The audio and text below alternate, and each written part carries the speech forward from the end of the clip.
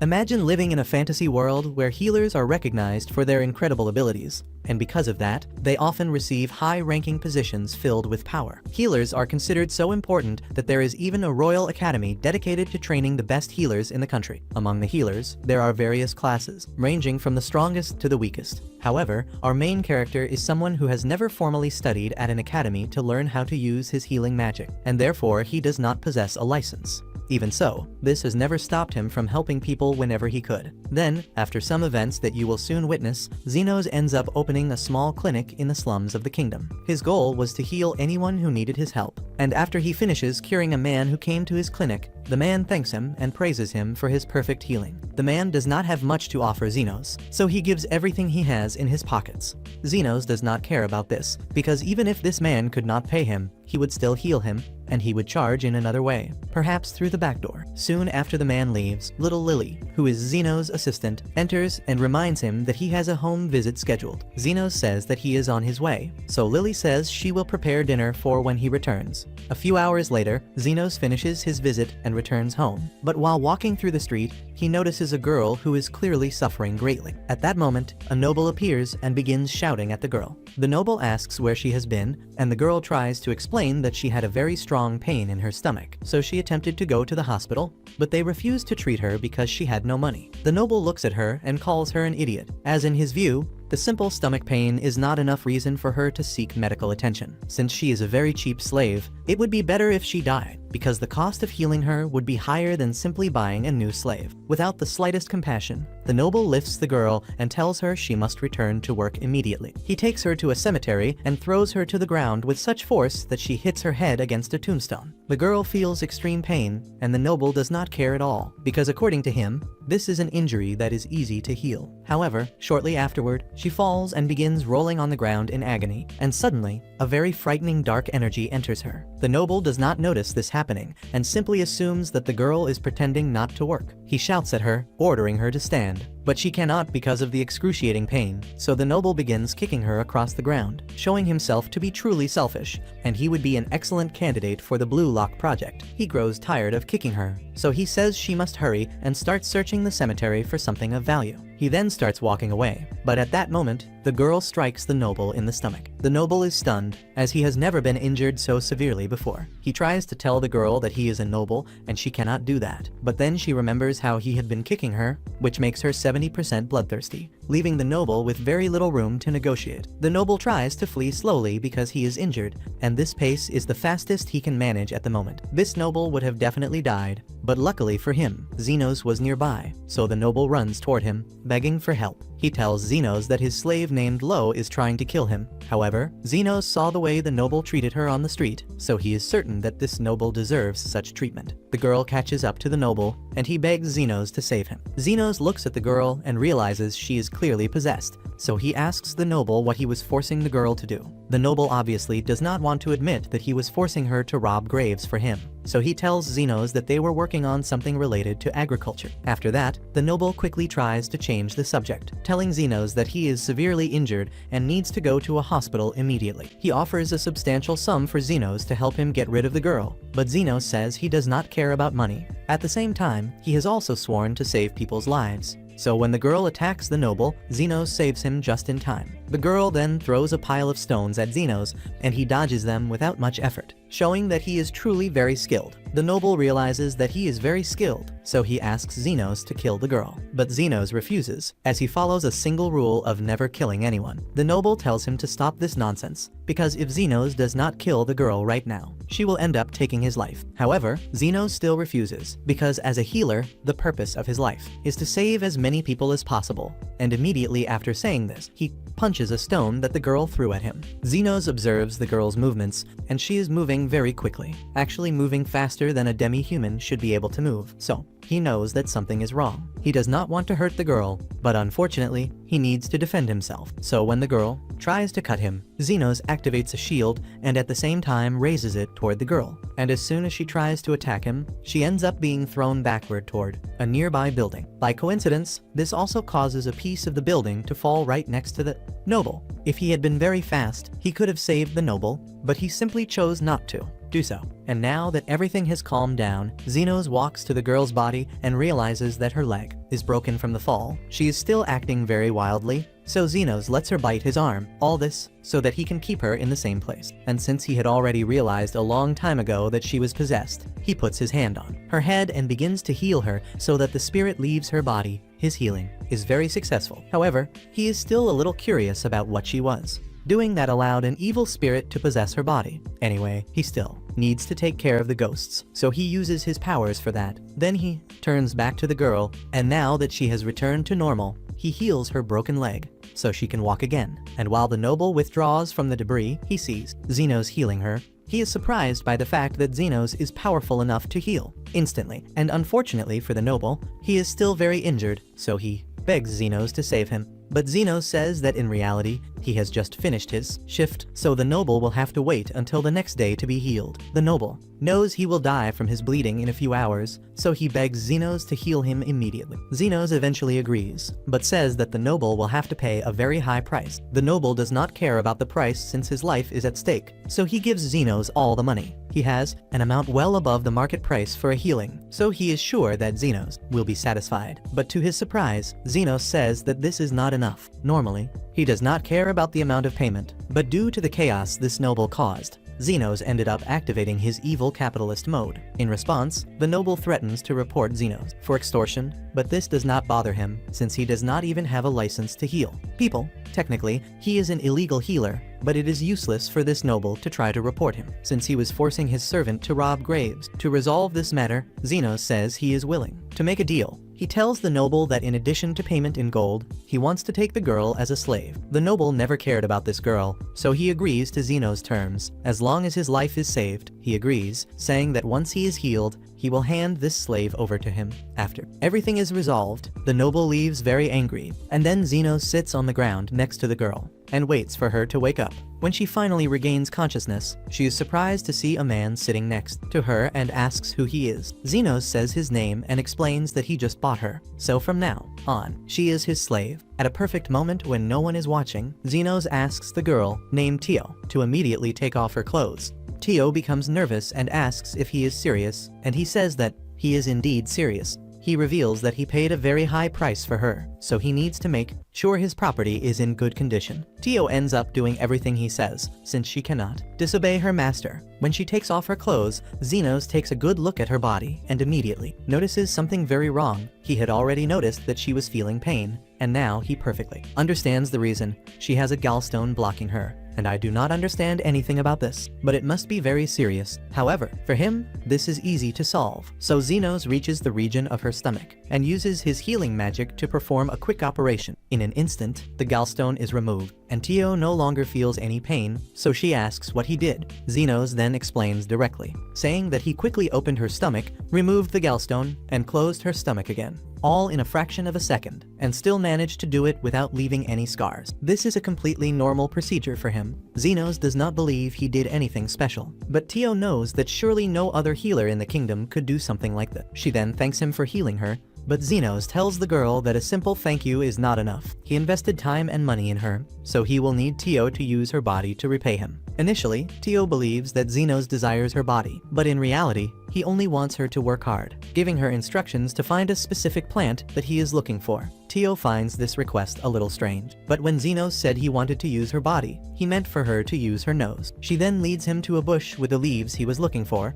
and asks if that is really all he wants from her. Because as a good slave and a very obedient girl, she is willing to do everything he wants. But Xenos says that this is already enough, because he always demands a fair price for the services he provides. And the fact that she helped him find those leaves was all he needed from her. In other words, all of the girl's debts have been settled, and now she is free to do whatever she wants with her life. With that said, Xenos tears up Tio's slavery contract, and the girl feels a little lost, not knowing what to do, since she does not even know what life is like for someone who is not a slave. At the same time, she is willing to try all kinds of new things, all thanks to helping Xenos. She asks if she can continue by his side, and Xenos replies that if one day she gets hurt, he will heal her with pleasure. But obviously, he will not do it for free. And while Xenos was out working, Lily began preparing dinner. The food smelled very good, so much that even Carmilla, a ghost who lives in the house, came down to see what was being cooked. Lily noticed her presence, and Carmilla said she was excited to try the food. but she would wait in her room, because Lily said it would take a little longer for the food to be ready.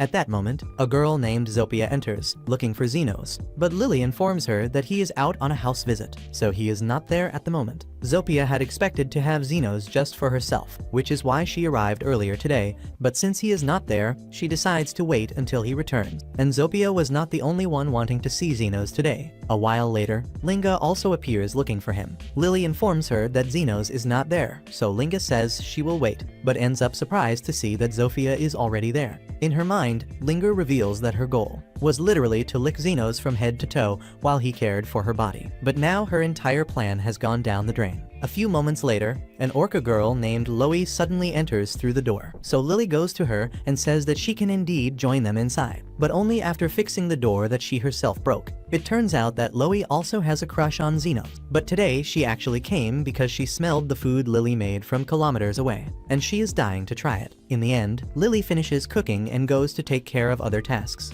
leaving everyone in the kitchen. This was the biggest mistake she made that day, because as soon as Lily leaves, the girls cannot resist the wonderful smell of the food she made. So they all go to try a little. They decide not to eat everything at once. Initially, their plan was just to taste it and not finish it all. But in the end, they leave the pot empty, and only after eating everything do they start realizing how big a mistake they made, because Lily will certainly be furious when she returns. And as expected, when Lily returns and sees everything that happened, she smiles at the girls and does not let it go. She asks what happened, and each of the girls begins blaming the others. Later that night, when Xenos finally returns home, Lily appears in front of him and apologizes that dinner is not ready as she had promised. She explains that there was a problem with the food, and to fix it, she sent the girls out to get the ingredients, so she could make a new dinner. When the girls returned, they ended up coming back with far too many supplies, and with that amount of ingredients, Lily decided to make a real feast. But before that, since she knew that Xenos must have worked hard all day, she said she would prepare a very special cup of tea for him to relax a little. And it was at that moment that Xenos thought a bit about his life. In the past, he was part of a very high-level group of adventurers,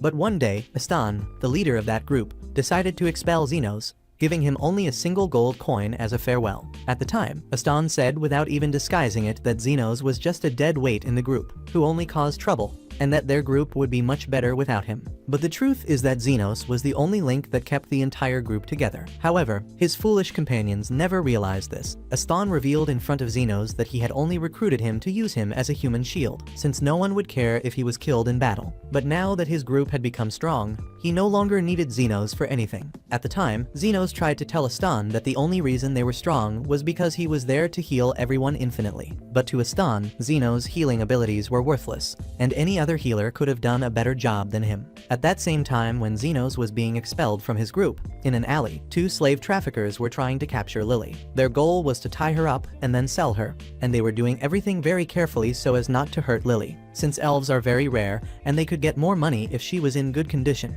Poor Lily was pinned to the ground, but she refused to fall without a fight, so she delivered a strong kick to the man's groin. While he writhed in pain, she took the opportunity to run away. She would probably have escaped them. But unfortunately, one of the men had a bow and shot an arrow straight into her ankle. Lily fell to the ground, unable to run anymore, and the man reached her again. He tried to grab her, but Lily bit his hand, determined not to give up her life. Her bite was so strong that the man had to stab her to free himself. At that moment, Xenos was passing by that alley and found Lily lying on the ground, bleeding and close to death. He asked the two men if they had done that to her, and the two men told him to go to hell, saying that having slaves in this country is completely legal, and that they were Lily's owners, so they could do whatever they wanted with her. Xenos knew that legally, he could do nothing to help Lily. At that moment, he had an idea. He asked the men if he could buy the girl who was about to die, offering his gold coin that he had received from Astan. Normally, the men would not have accepted, since elf slaves are worth much more than a single gold coin. However, since Lily was injured and about to die on the ground, they decided to take the money and leave. After they left, calling Xenos an idiot, Xenos quickly checked if Lily was still alive. The little girl had already accepted her fate and asked Xenos to leave her there,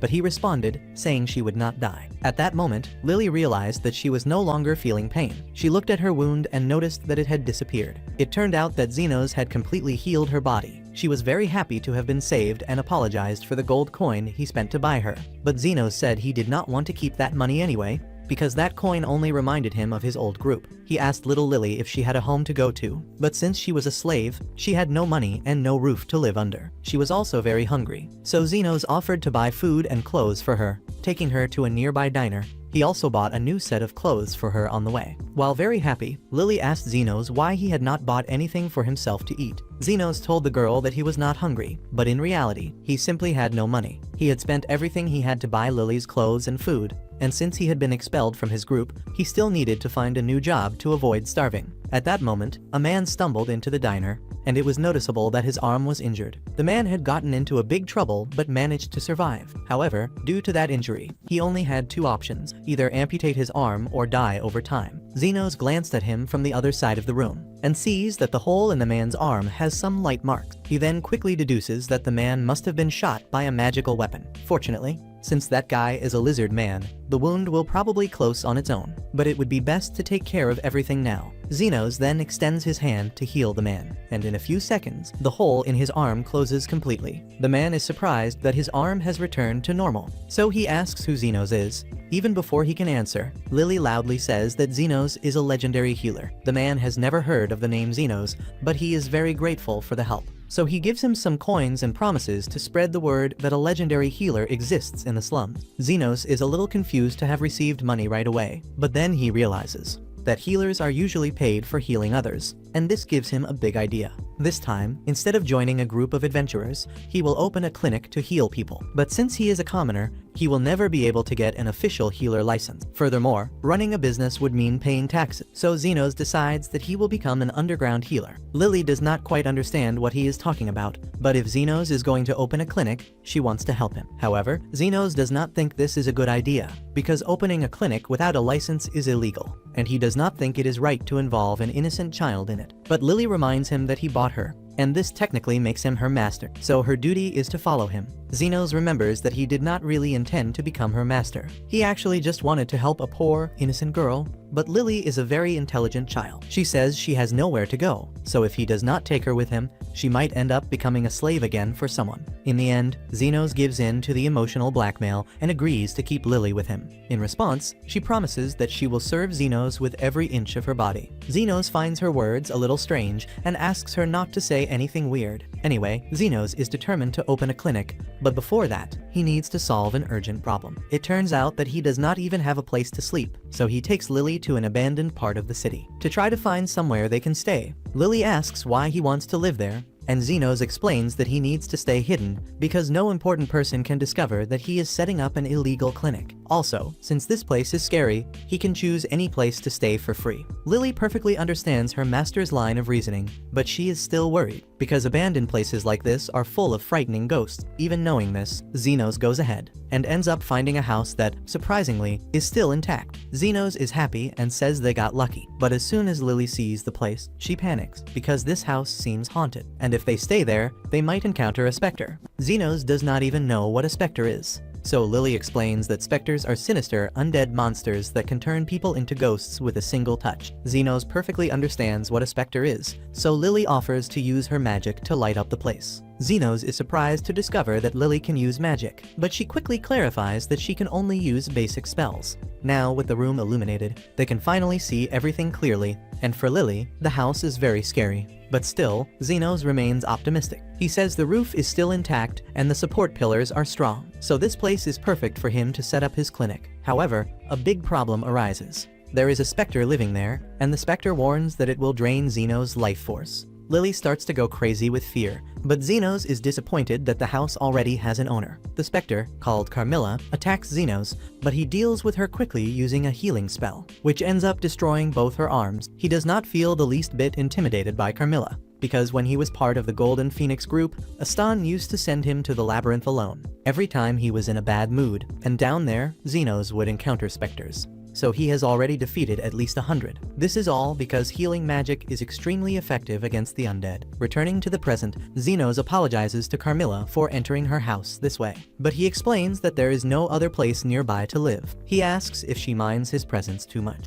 However, Carmilla feels deeply offended. After all, she is the queen of the specters. In response, she summons a ton of ghost servants to drive him out of the house, but Zenos reacts by casting a powerful healing spell that eliminates them all at once. Carmilla is completely shocked by Zeno's power and begins to fear for her own life. However, Zenos makes it clear that he does not intend to fight her, and he would feel bad exterminating a specter who can speak and even resembles a human being. He knows that Carmilla, even as a specter, still needs a place to stay. So he asks if she would be willing to give him and Lily at least a room, and a space where they could attend their future patients. Carmilla, knowing she has no chance of defeating Zenos, yields to his pressure, and says he can stay on the first floor, but the entire second floor will be hers. Zenos is happy with this arrangement, and poor Lily does not know whether she should fear Carmilla, or fear Zenos even more. A few days later, we see that Lily is extremely bored. Since they have no work to do, she asks Zenos if she should go out to do some advertising. But Zenos believes it is not a good idea, because the Royal Hospital might discover this place. Besides, it should not take long for them to get their first client. A few minutes after he says this, someone enters the clinic. Lily gets up to greet the first client and is surprised to see that it is the man Zenos healed a few days ago. Zenos had already expected him to show up sooner or later, because people who normally follow the law usually do not end up getting shot, and people who do not follow the law probably cannot go to normal hospital. The man introduces himself as Zond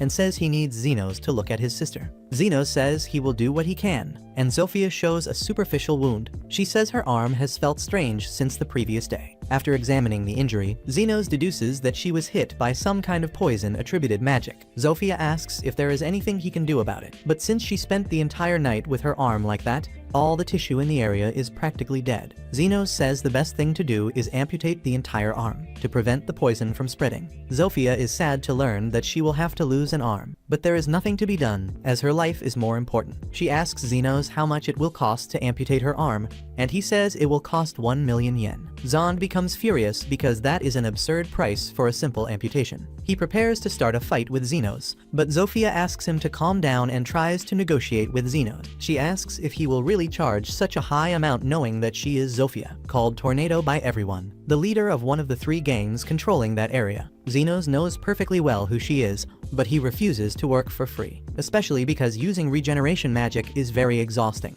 Zofia then says that he is only going to amputate her arm, which does not seem very tiring, but Zenos says he intends to amputate and completely regenerate her arm. This leaves Zofia very confused, as she has never heard of a healer who could regenerate limbs. Zenos is also confused, because for him, any other healer could do this. He did not train to be an official healer, so he does not know exactly what is considered normal. But at this moment, that does not matter to him. He asks Zofia if she wants to proceed, and she agrees to pay the very high amount. Zenos places her on a table and prepares to amputate her arm. He creates a magical scalpel, and Zofia is a little worried because she has never seen anything like it before. Zenos explains that the blade he created is made of condensed magic and that he can conjure several at will. The blade is super sharp and completely 3-dimensional, making it perfect for performing surgeries. But everything he is saying is special for him, because not every healer can do this. Zenos then begins the operation, using a constant flow of healing magic to anesthetize the area. He then cuts the infected arm and prepares to regenerate a new one. He increases the power of the healing magic and begins reforming Zofia's arm layer by layer, until it looks completely new. Zofia is amazed and extremely grateful that Zenos has actually regenerated her arm. She says she will pay even more for the service, and also promises to start sending his injured subordinates to his clinic. Zenos, of course, agrees to this, and in response, he says that he does not mind, as long as they all pay for their treatments. In the following days, we see Zenos demonstrating a lot of patience with the Lizard Men's faction, and as always, Lily prepares tea so he can relax. Zenos thanks her for being so attentive, but he finds it strange that she made 3 cups instead of 2. Lily says she made a little tea for Carmilla to drink as well, but Zenos is not sure if she will want to join them downstairs. However, apparently, Carmilla really likes tea. While they are taking a break, Lily asks Zenos if he knows why the lizard men keep getting injured so much. Based on the people he has treated so far, Zenos believes there is a territorial war between different factions. Speaking of factions, it seems that someone from one of them has just broken down the door. Quickly, a group of werewolves invades the clinic, and their leader, Linga, declares that she will kill Zenos. It turns out she has been fighting the lizard men for days, but no matter how many enemies she manages to wound, they always come back stronger, so she decided to eliminate their healer. Poor Zenos does not even work for the lizard men's faction. He tries to explain this, while saying that he wants to avoid any violence in his shop, but Linga has already ordered her men to kill Zenos. In response, he uses his defensive magic, and nothing they try manages to move him, much less cause any damage. Linga realizes she cannot defeat Xenos, so instead, she decides to destroy his clinic to get rid of him. But this is the worst idea she could have had, because this is also Carmilla's house, and the Queen of the Spectres will not tolerate anyone destroying it. As soon as Linga and the other werewolves see Carmilla, they are terrified, because a specter is a deadly monster that they could never defeat. Carmilla intends to drain the life force of everyone, but Xenos asks her to calm down, because he does not want anyone to die in his clinic. For him, as long as Linga and her men are willing to repair the damage they caused, he will forgive them. Sometime later, we see that things are going very well for Xenos, after he put Linga and the werewolves under control. But one day, an orc arrives and says that her boss wants to meet him. Xenos expected this to happen sooner or later, because he has already had to deal with the two gang leaders in the slums. Alo is the leader of the orcs and ogres, and since she made a fortune mining magical stones with her brute strength, she is very well known in the slum. The good side of this is that after he deals with her, Xenos will no longer need to worry about anyone meddling with his shop, so he decides to take care of it quickly. Before leaving, he asks the orc if Alo is the type of person he can talk to. In response, the orc tells Xenos that she is the wisest and most dignified person he will ever meet. Xenos is happy to hear this, but he is curious why an orc did not bring Alo with him. The orc explains that she cannot move at the moment, and Xenos realizes that she will probably be another patient he will need to take care of. So he runs, and the orc takes him to a cave and introduces Xenos to Alo. She is happy to finally meet him. But before he does anything, Xenos asks how she found out about him. She explains that the lizard men and the werewolves have been talking and gushing about the super secret healer. And while everyone comments about him, they avoid sharing personal information. The fact that everyone gossips about him somewhat defeats his goal of being a clandestine healer. Xenos plans to deal with that later. Alo says that according to what she has heard, Xenos can heal any injury, as long as a fair price is paid, and she wants to see if he is really good. Xenos walks up to her and raises his hand. Alo asks what he is doing. Xenos explains that he cannot see any external injury on her body, so he is examining to see if there is anything wrong inside. Alo was surprised to hear this, since most healers cannot do that. But for Xenos, this should be standard practice. After all, how can you treat a patient if you do not know what kind of internal injuries they have? Anyway, when Xenos finishes his examination, he identifies a lump in Alo's abdomen. Since the lump is emanating mana, he concludes that she swallowed a mana stone. Alo confirms that he is correct, and that this particular mana stone is enchanted with explosion magic, so if she moves from that spot, she could explode. Xenos asks if someone tried to assassinate her by putting it in her food, but Alo says it was nothing like that. She was just very hungry and mistook the stone for a rice cake, so she ended up eating it. She says anyone could have made the same mistake, which is a lie. He would never eat a magical stone thinking it was a rice cake. In response, Xenos says there is no reason for her to worry, because sooner or later, that mana stone will come out of her backside. He prepares to leave, but Aloa says it is not that simple. When she ate the stone, she chewed part of it, so there isn't much time before it detonates. She has accepted that she will die because of her mistake, but her current concern is that her best men refuse to leave her side. Xenos asks what she expects him to do, and she explains that she just wanted him to come there, so she could donate all her wealth to him. When she explodes, it will mean the end of the empire she built, so she prefers to give all the money to someone who will make good use of it rather than let it fall into the wrong hands. While researching Xenos, she discovered that although he charges high prices for healing, he has a rule to treat children for free, so he must be a good person. She throws him a key and explains that he can use it to access her treasure vault when she is dead. In response, Xenos makes it clear that she will not die, because the fact that she hasn't exploded means she ate the mana stone very recently. So Xenos summons his scalpel and goes to her, and without saying a word, he begins cutting Aloa's stomach. At first, her men try to stop him, but then Xenos grabs the explosive mana stone. In just a few seconds, he manages to open Aloa's stomach, retrieve the stone, and heal the incision, so she no longer has to worry about the future of all her money because she will not die. However, the mana stone is still highly volatile, so for everyone's safety, Xenos holds it in his hands and squeezes it until it explodes. This explosion would have been enough to destroy an entire neighborhood, but Xenos protected his hands with his defensive magic, so he is perfectly fine. Although his hand still hurts a lot, he then returns the key to Alo and says she no longer needs to worry about donating her entire fortune. She is still having difficulty believing that Xenos actually chose to save her, instead of just taking all her money. But he says he only needs a fair price for his healing, and that her entire fortune would have been far too much. After being treated, Alo really comes to like Xenos, She tells him that if he ever needs help, all he has to do is ask, and she will do everything in her power to assist him. She even offers her men to provide security for his clinic. But Xenos prefers to keep his distance, because having Aloa's men around would certainly only cause more problems. A few days pass, and Lily is upset at the reception, because Zofia, Linga, and Aloa have been visiting the clinic very frequently. Xenos thinks about this. He has really seen them a lot recently, and they never seem injured. So he starts to wonder why they bother coming. He assumes they are just bored. But Carmilla tells him that these women are clearly in love with him. Xenos doesn't understand why they would like him, since he is just an ordinary healer. But Carmilla says he is anything but ordinary, and as a very experienced woman, she knows what she is talking about. Lily reveals that she is a little worried that one of them might end up dating him, but Xenos says he would never date any of them, because to him, they are just a bunch of weirdos. Still, Carmilla thinks it is only a matter of time before the three of them go to war with each other, to decide who will have Xenos, but Xenos believes this will never happen. However, the next day, Zofia arrives with a basket of fruit for Xenos, and says she is thinking about starting a war against the other factions for an unspecified reason. Linga and Louis do exactly the same thing, and no matter how much Xenos protest, they refuse to listen to him. Carmilla finds all of this very amusing and jokes that many people will die because of Xenos' flirtatious nature. But he doesn't like the way she is talking, even though she is just telling the truth. The deadly battle is scheduled to begin at noon today, but Xenos knows he cannot let everyone kill each other because of him, so he needs to do something. Meanwhile, the three factions had already gathered in the stadium with all their men, ready to start the bloodbath. Just as the bloodbath begins, Xenos suddenly appears, and everyone turns to see what he is going to say. But he tells them he is not there to stop the fight. He knows that all of them carry long-standing grudges against each other, so he will let them fight until they are satisfied. Since Xenos gave approval for the battle, the girls decide to fight with everything they have, and whoever survives can claim Xenos' virginity. This is the agreement they made.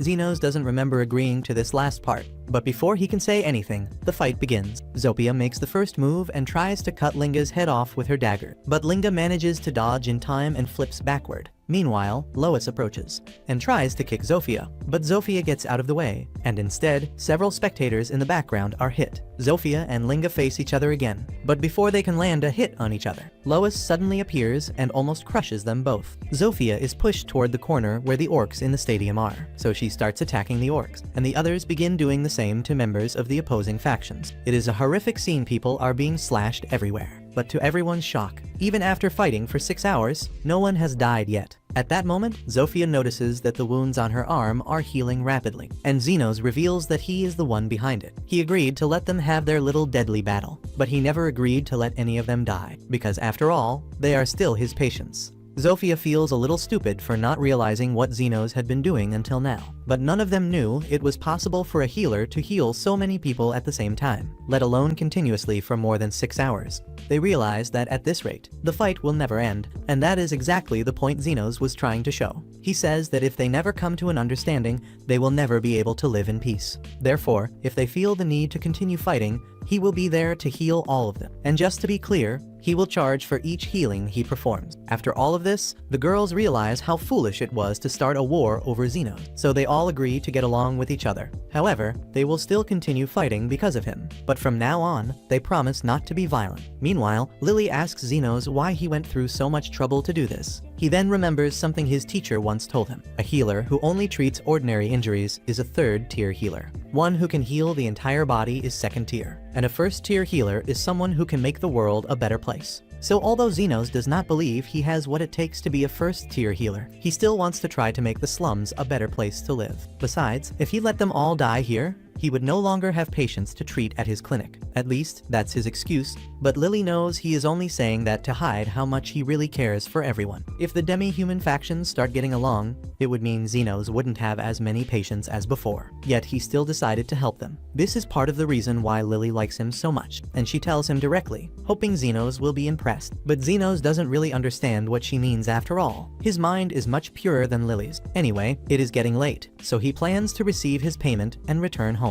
Lily is surprised because she thought he was joking when he said he would charge them for the healing during the fight. But Xenos was very serious. Healing so many people is exhausting, so of course he wants to be paid for it. Meanwhile, in the capital, The commander of the Royal Knights is meeting with the vice commander, Christina. She asks the commander if something happened, and he explains that he heard a rumor that the war between the demi-humans suddenly ended. She is surprised to hear this, since the demi-humans have been at war over slum territory for years, so she finds it hard to believe that they suddenly decided to get along. The commander also doesn't fully believe it, but if it is true, he needs to do something about it. This kingdom has existed with the royalty and nobility at the top for centuries, and it has remained that way because all the poor people are treated unjustly and are usually too busy arguing among themselves to be a significant threat. However, if they were at peace, the poor and the demi-humans could end up forming a united front and start demanding things like universal healthcare, and they do not intend to give that right to anyone, only to the rich. The commander says that the rumors suggest a single individual managed to mediate between the demi-humans so that they stopped fighting. Therefore, the commander wants Christina to investigate this person. Christina understands, and she promises to find this man and arrest him for the crime of bringing peace. Meanwhile, at Zeno's clinic, he sneezes because so many people are talking about him. And as soon as that happens, everyone worries that he might have caught a cold. Linga offers to let them use her tail as a cover, and Lois offers to let him warm his face between her thick thighs. Zenos tells them he only sneezed normally and that he still needs to heal Zofia, so he asks them to calm down until he finishes. Zenos heals Zofia's arm, and she thanks him for the help, but it has been a while since he last treated her, so he asks how she got hurt. Zofia explains that she injured herself while working the night before. It turns out her job is stealing from rich people, and she redistributes all that money to the poor. But when she was sneaking into an aristocrat's house the previous day, she was attacked by the vice commander of the Royal Knights. Carmela senses that drawing Christina's attention could spell big trouble for Zenos, but he believes he doesn't need to worry about it, because it's impossible for such an important vice commander to meet with a random clandestine healer like him. Meanwhile, Christina herself is in the slums searching for information about Zeno. She sees that all the demi-humans are getting along very well, so she approaches a lizard man and asks him to tell her who was responsible for ending the war between the demi-humans. Since the lizard man doesn't know who this human is,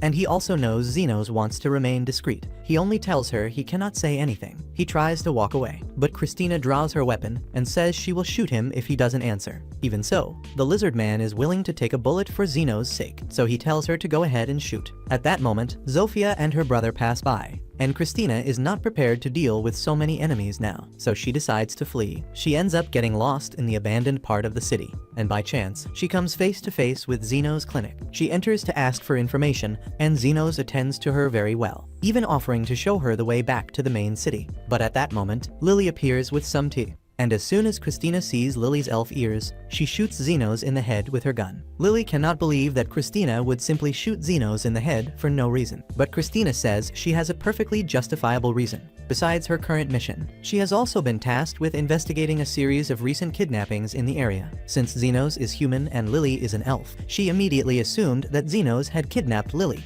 and that is why she reacted by shooting him in the head. Lily then explains that Zenos basically adopted her, and that she is living there of her own free will. Christina realizes she may have jumped to conclusions. She thinks for a moment and notices that Lily seems like a very happy and well cared for girl, so she may have made a huge mistake. At least she used non-lethal bullets, so she is sure she did not kill Zenos. But at the same time, she is not sure if he survived. She thinks he may have just been knocked unconscious by the shot. However, to her surprise, Zenos seems perfectly fine. She apologizes for jumping to conclusions and for shooting him like that, but she is still curious to know how he managed to come out unharmed. He says he just used defensive magic to block the bullets before they hit him, but Christina doesn't believe it, because no ordinary defensive magic should be able to stop her bullets. However, as far as Zenos knows, his defensive magic is completely ordinary, so he has no idea what she is talking about. However, over her years as vice commander of the Royal Knights, Christina has seen many defensive magic, and she knows that Zenos' shields are on the same level as a great wizard. When Christina mentions that she is vice commander of the Royal Knights,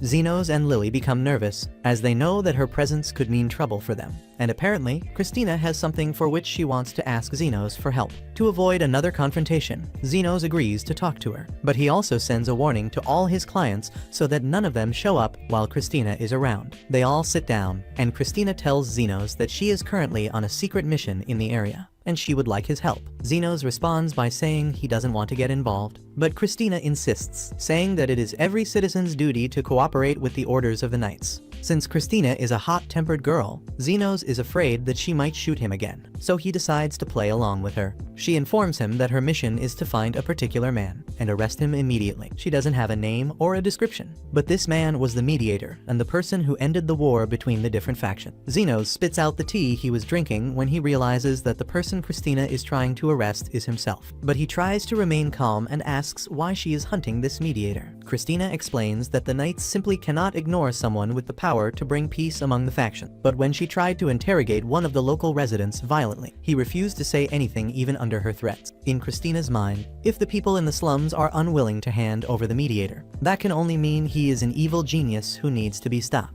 Zenos tries to explain to her that it is possible the mediator is just trying to avoid the spotlight, meaning the best course would be for her to leave and stop looking for him, because then this mediator won't cause any problems. Christina then asks Zenos if he knows who the mediator is, so he invents an excuse and says he just spoke out of instinct. In any case, Christina cannot simply ignore the mediator, because she received a direct order from her commander. And to the knights, anyone with the power to stop the war between the factions is too great a threat to be ignored. Lily speaks up and says that Christina doesn't need to worry about the mediator destabilizing the nation, because he is only interested in earning money through his honest work. But the way Lily talks about the mediator, it almost sounds like she knows him personally. Lily panics and starts telling Christina that she doesn't actually know the mediator either. And Christina starts to be suspicious, but she lets it go for the moment because she is foolish. As it is getting late, Zenos tries to use that as an excuse to kick Christina out. But while he pushes her toward the door, she notices a bed in the corner. She finds it strange that Zenos put a bed there,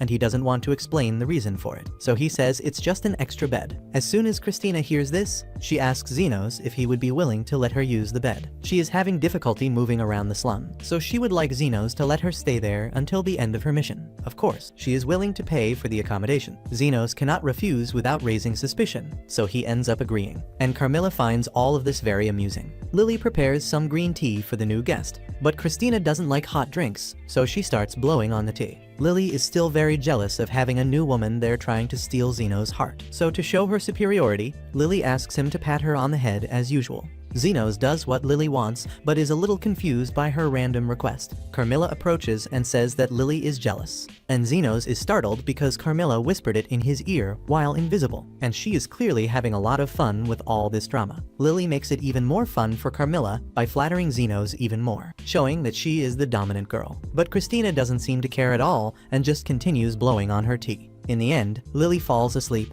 so Zenos puts her in bed and returns to the living room to continue the conversation with Christina. Zenos begins to explain the whole story of how he rescued Lily from a group of slave traffickers. It seems these traffickers were part of an illegal trafficking network operating in that region, which explains why Lily was so agitated and defensive earlier. Unfortunately, Zenos doesn't have any concrete information about these traffickers. Changing the subject, Christina says she has a question she wants to ask, since it is quite clear that Zenos must be a master mage who has perfected his defensive magic. Christina wants to know if it is possible to regenerate an entire arm if someone dedicates themselves to healing magic as much as Zenos has dedicated himself to defensive magic. Zenos begins to respond by asking a question, asking Christina if this is something so extraordinary for a healer. But before he can finish, Christina interrupts and says that restoring a destroyed arm should be impossible. According to her, the only people capable of doing that would be the saints. Zenos then asks why she wants to know about all this, and Christina explains that she recently got into a fight with Zofia, and she remembers having caused significant damage to her arm. But when she saw Zofia the day before,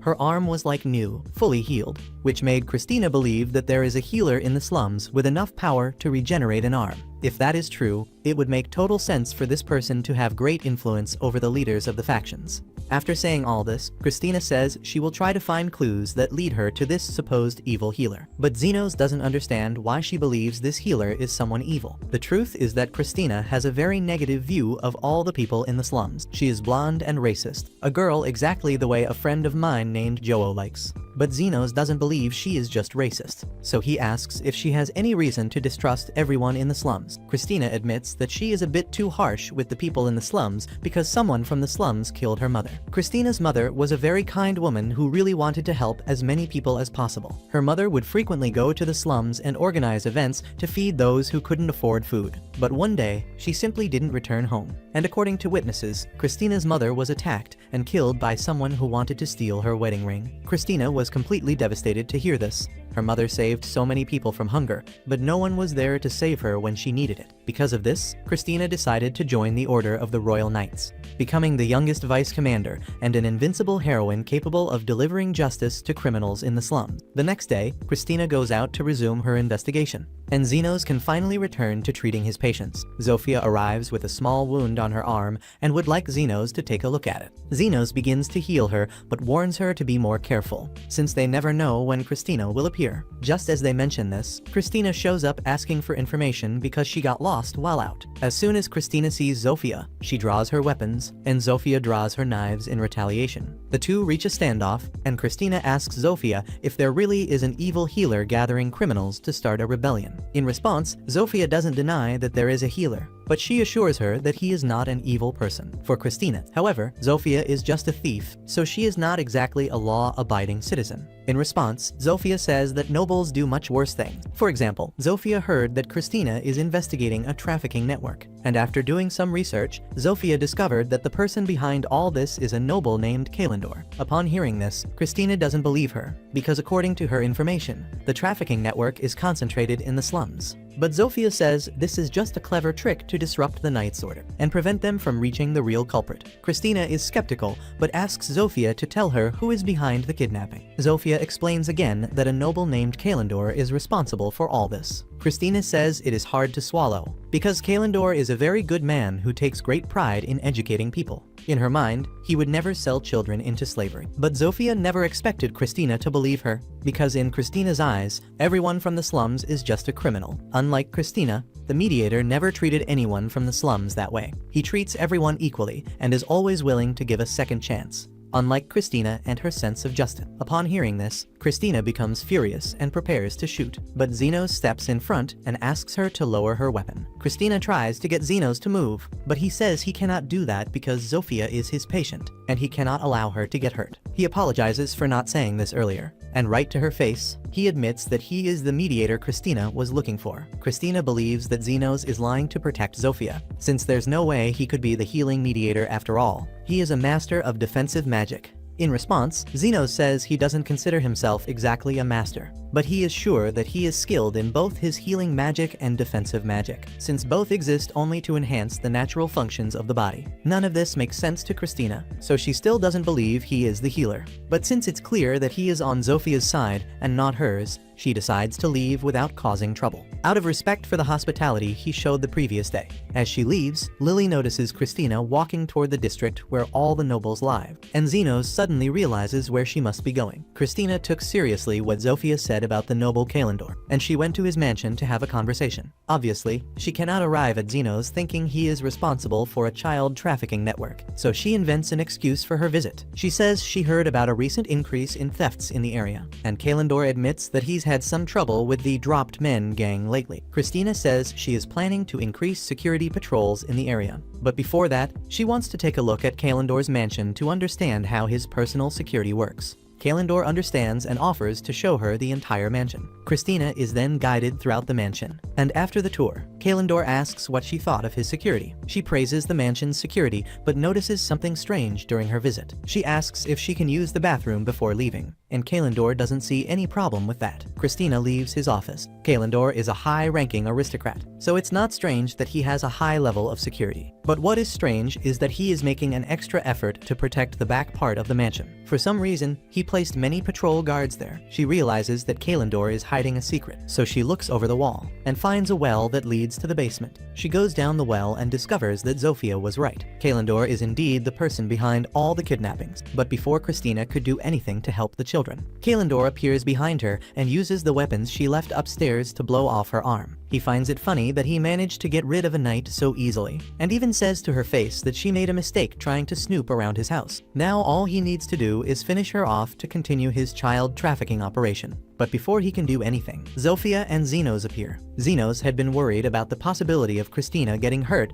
when he realized where she was going, so he asks Zofia to show him the way there. Kalendor refuses to leave any witnesses alive, so he sets Christina's weapon to lethal mode and shoots at Zenos. But to his total surprise, Zenos is still unharmed after being hit. Kalendor panics and tries to flee, accidentally dropping his weapon. Xenos seizes the moment and grabs it. Kalendor begins to beg for mercy. Luckily for him, Xenos has a rule of not killing people, but he has no rule against causing pain and suffering. So he sets the weapon to non-lethal mode and shoots directly at Kalendor's head. After that, he goes to check on Christina, but she says it's too late for her. Her arm is gone, and part of her stomach is missing, so she has already accepted her fate. However, Xenos says she will be fine, but he warns that he will charge a lot for it, so she can expect a huge bill. In just a few minutes, Christina is completely healed. She is amazed that Xenos managed to heal such severe wounds so quickly. She realizes he must have been serious when he said he was the mediator, but now she has no interest in arresting him, as she believes he is a true hero. Xenos, however, does not consider himself a hero in this story. He sees himself only as a healer who made sure no one died, and to him, the hero here was Christina,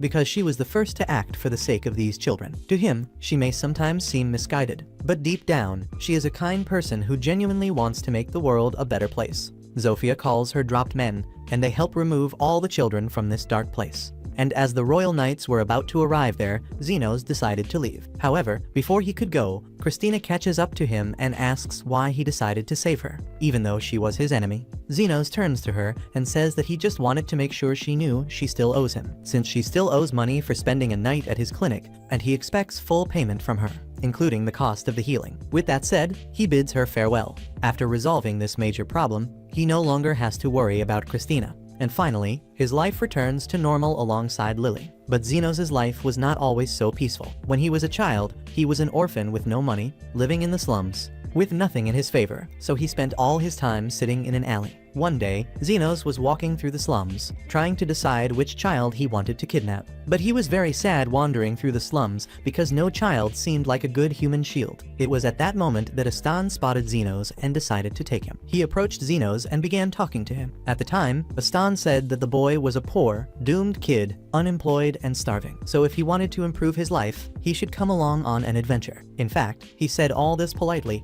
appearing to be a very good person, just so Xenos would believe him. Xenos hesitated a little to accept the proposal, because those who live in the slums usually don't even have a chance to become adventurers. But Astan said that if he had the skill for it, he could do anything. So he asked Xenos if he could do anything, and Xenos replied that he knew a little magic. However, Astan didn't believe this at all, because to learn any kind of magic, one has to be a noble and practice for many years at the Royal Academy. So in his mind, there's no way an orphan could have learned it on his own. But in the end, it didn't matter whether Xenos knew magic or not. Astan only wanted to use him as a distraction if something went wrong. At the time, Xenos agreed to accompany him, and so he was taken to the forest. There, the two faced a wolf-type monster, while Astan was fighting the creature. He ended up getting slightly injured. Quickly, Xenos used his magic to provide support. Then Astan attacked the creature again, and at that exact moment, Xenos used his healing magic to measure his speed. Thanks to Xenos' assistance, Astan managed to cut off the wolf's head with a single blow. But the foolish Astan didn't realize that he had been healed in the middle of the fight. He didn't even notice that he had suddenly become faster. So after his victory, his ego inflated even more.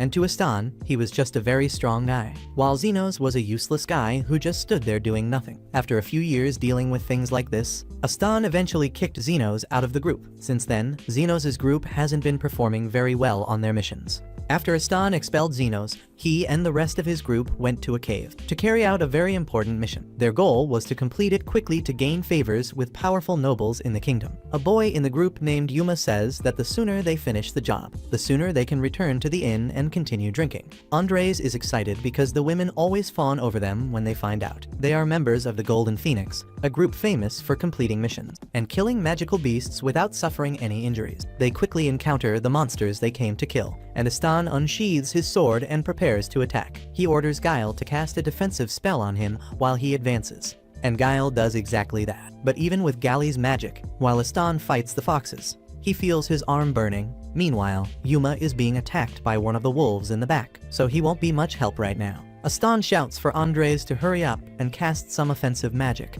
but it takes him a long time to cast the spell, and he ends up getting hit by a fireball in the middle of the incantation. Astan is shocked, wondering if his team has always been this useless. But it's clear that they won't win this fight, so he orders everyone to retreat immediately. Once outside, Astan asks his teammates why they are struggling against monsters that at best are rank B. Andres responds that Astan didn't do much against the foxes either. Guile asks if it's possible that Xenos was telling the truth when he said he was healing the entire group. But Astan didn't think that was possible. According to him, a low-class peasant like Xenos could never know how to use healing magic. Still, for safety, Astan thought it might be a good idea to hire a healer for the group. A few days later, they returned to the cave, now with a healer in the group. The first one was Min, and she immediately warned Astan that she wasn't very good at healing in the middle of a battlefield. Normally, she only performed healing in the capital, but since she already had an adventurer license, she agreed to come with them. Still, Min wondered why the Golden Phoenix needed a healer, since they were famous for completing missions without getting hurt. However, Astan didn't want to explain what had happened, so he told her to mind her own business.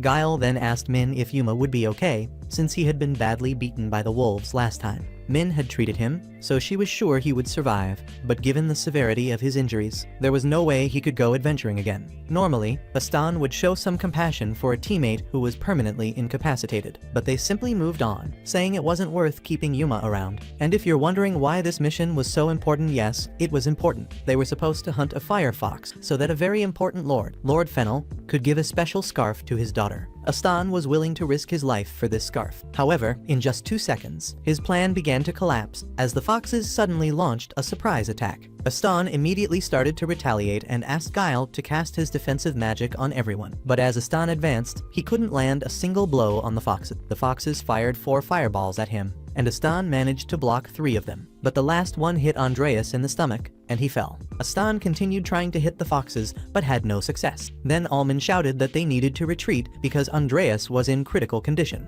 Astan couldn't believe his plan was falling apart once again, and as soon as they got outside, he yelled at Guile, asking why he hadn't used his defensive magic to protect Andreas. However, Alman said that Guile's defensive magic was effective without it. Andreas would have died instantly from that explosion. Andreas asked Alman to hurry and heal him, but she said it wasn't possible. Not even the highest-ranking healers had the power to heal injuries like that without special preparation. So unless they took Andreas to a hospital, he would die. Later, Astan met with Lord Fennel's servant, and the servant said that Lord Fennel was very disappointed with him, because he was sure that Astan could still manage to get the scarf. But his daughter's birthday had already passed, so there was no longer a reason for the hunt. Now Lord Fennel was very disappointed, not only because the Golden Phoenix group failed to complete the missions, but because Astan kept insisting he could handle it. Astan could have told Lord Fennel that the mission was impossible, and Lord Fennel would have accepted it, and provided another gift for his daughter. Now, Lord Fennel no longer trusted the Golden Phoenix group. For a second, Astan tried to pin all the blame for this mess on Xenos, but then he remembered that he never officially registered Xenos as a group member. Therefore, Xenos was never part of his group, and couldn't be blamed for anything. Astan was forced to lower his head and apologize for all the problems he caused. However, he hated bowing to a servant like that. Astan promised he would make amends, but Lord Fennel's servant asked how he planned to do that, when half of his team was practically dead. In response, Astan said he intended to recruit new members to make up for their losses, and next time Lord Fennel gave them a mission, he would make sure it was completed. With that, Lord Fennel's servant left, but Guile asked Astan if it was really a good idea to make such promises, since they didn't know where to find qualified recruits, and there was no way just the 2 of them could handle the missions.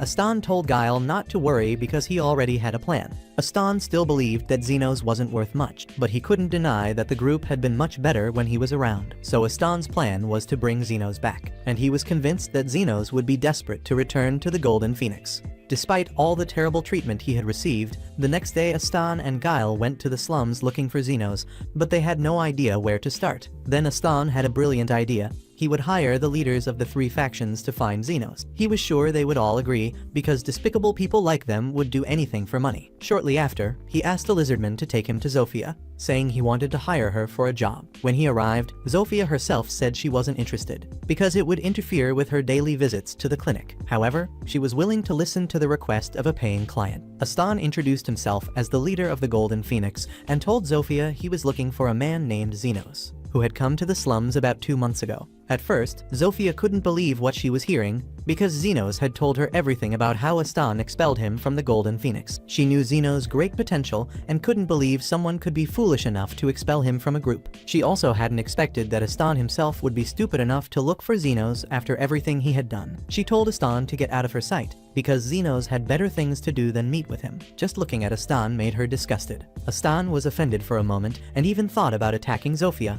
but he realized he would get beaten, so he gave up, since Zofia refused to help him. Astan tried asking Linga's faction, but as soon as she found out who Astan was, she told him to leave. Astan was shocked that Linga was also friends with Xenos. Before he could even try to cause trouble, Linga reminded Astan that she could kill him 3 times before he even blinked. Astan then tried asking Louis for help, but like the others, she told him to go to hell, and if she found out he was harassing Xenos, she would personally crush his head. Astan and Guile immediately left Louis' cave, and Astan couldn't believe that the leaders of the slums cared so much about Xenos. He tried to convince himself that everyone was talking about some other guy named Xenos, because to him, it was impossible for Xenos to have so much influence there. Then, suddenly, Guile saw Xenos walking down the street with Lily. Lily and Xenos had just finished the day's shopping and were preparing to go home. Astan suddenly called out to Xenos. Xenos was shocked to see Astan and Guile again, and since he didn't even want to look at them, he started to move away. Astan stopped him and shouted that he had come specifically to welcome Xenos back to the Golden Phoenix.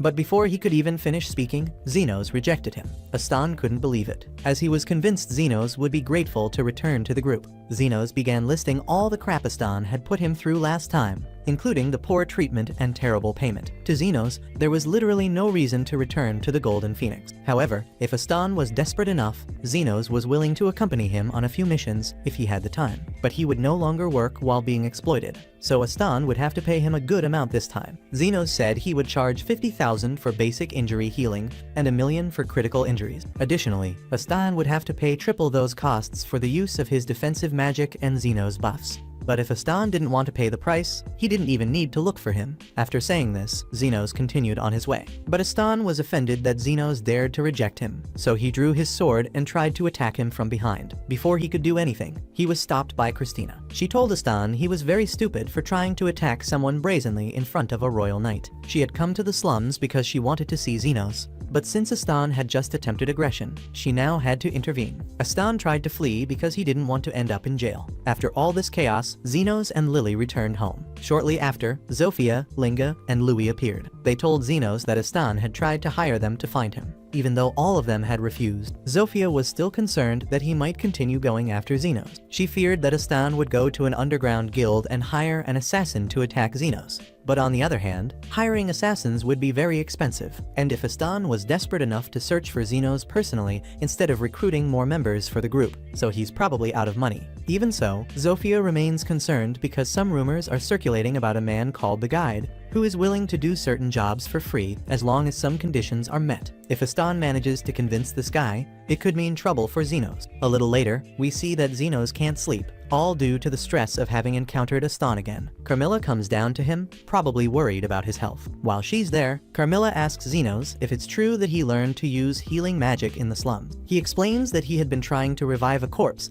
and that healing magic naturally emerged for him afterward. Carmilla says resurrection magic is forbidden, but in his defense, he says he had no idea it was prohibited when he first tried it. Speaking of forbidden magic, Carmilla remembers something similar. She says that when she was still alive, there was a type of artificial life, a kind of magic created when the demon lord still existed. At the time, he waged wars using golems created with this type of forbidden magic. At that exact moment, Xenos hears a tremor outside. Carmilla offers to take a look, and to her horror, she sees a huge golem about to destroy everything. It turns out Astan really stooped low enough to try to hire someone to eliminate Xenos. However, he was so out of money that he couldn't pay a normal assassin, so he ended up being directed to the Guide. The Guide said he could take the job for free, but he wanted to hear the full story to decide if it was worth it. Astan told him everything in detail, and the Guide found it amusing that Astan was such a big egotist. Even so, he thought it would be interesting to go after Xenos, since he was looking for a chance to test his new toy. Meanwhile, in the present, Xenos and Carmilla approach the golem,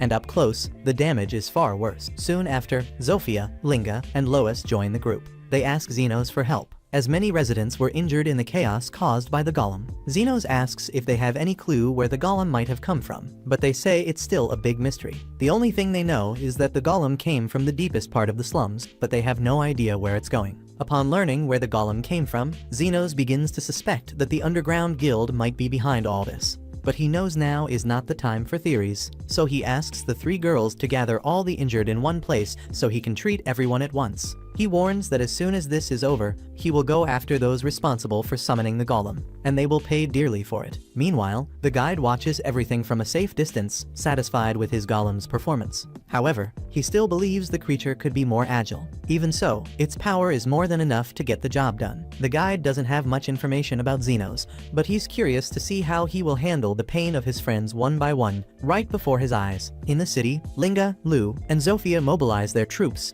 ordering that all the injured be brought to Xenos. Once everyone is rescued, Xenos prepares to cast a large healing spell. Before doing so, he asks Carmilla to step back, otherwise she could end up being exorcised. Once she steps back, Xenos activates his large area healing ability, and all the injured residents begin to recover almost immediately. He then asks everyone to evacuate the area as quickly as possible. Now his plan is to heal those who were out of reach of his first spell. He's clearly irritated with the situation. He had to rush out in the middle of the night and doesn't even know if he'll get anything in return. Now he's fully determined to find whoever is behind the golem. But the problem is that no one knows where this person is or exactly what they are doing with all of this. On the side of those controlling everything, the guide is surprised by Xeno's ability to heal all the injured. He had believed a good number of people would die in the chaos, but with just a glance, he realizes that Xenos isn't just skilled, he's a true prodigy in healing. However, there's still a problem. Even if he manages to heal everyone, the golem remains active, and as long as it isn't stopped, the destruction will continue.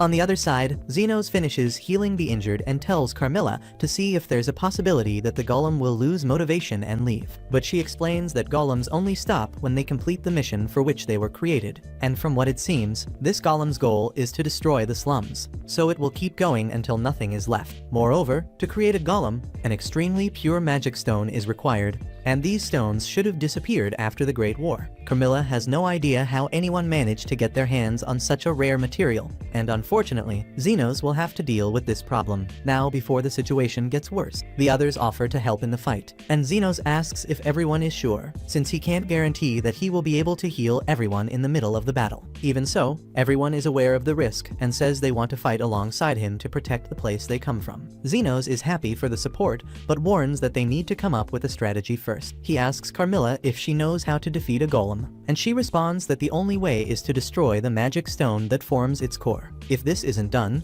the golem will continue functioning forever. Xenos feels disheartened because his original plan was to sell the core to make some money, but unfortunately, that won't happen. So he tells the three to attack with everything they've got while he provides magical support. As soon as he gives the signal, the three rush forward to face the golem. While the group advances, Xenos activates a speed boost to accelerate their movements. As soon as they are ready to strike, he also activates a strength bonus, allowing the three to attack in perfect synchronization. With this, they manage to destroy one of the golem's legs, and unable to support itself, the creature loses balance and collapses to the ground. But the celebration is short-lived because the golem's magical core guarantees endless regeneration. The creature revives completely, hurling Linga far away. With that single movement, she crashes through 3 houses without stopping. Normally, she should have broken all her bones, but thanks to Xenos' support, she is completely fine. It had been quite some time since Xenos had been involved in a real fight, so he is still getting into rhythm. He knows he only needs to remember 2 important things. The first is that he can't stray too far from the team, or the catalysts lose potency.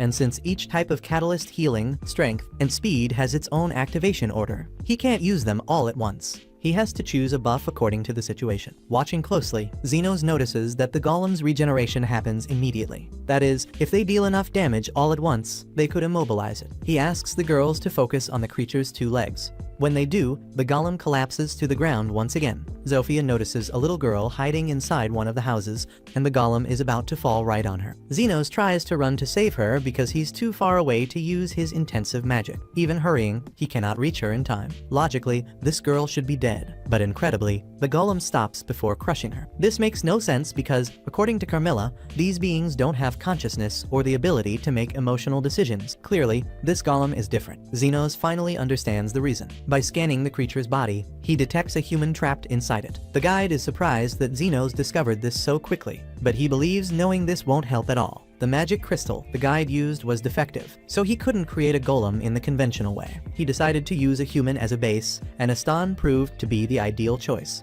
The guide tricked him by inserting a magic stone into his body and used it to form the golem's core. Since then, Astan and the creature have become a single entity. Now the guide wants to see how Xenos will deal with this revelation. He knows that considering the number of lives Xenos has saved, eliminating someone won't be an easy task. At this moment, we see Xenos take a deep breath and ask everyone to step away from the battle. The girls are confused, as they were almost finishing off the golem, but based on what Xenos discovered, he understands that he needs to face this fight alone. Even without knowing why, they trust him and step back to let him act. Now it's only Xenos facing Astan, and he says it's time for them to settle their accounts. The relationship between the two began when Astan pulled Xenos out of misery, but from the start, there were selfish motives behind it. However, now he has made the decision to save a child, and this makes Xenos remember what Guile had mentioned about Astan's past. When he was young, he lost his sister because he didn't have money to pay for her treatment. Since then, he became obsessed with wealth and power. Seeing that little girl probably reminded Astan of his own sister, which is why he instinctively protected her.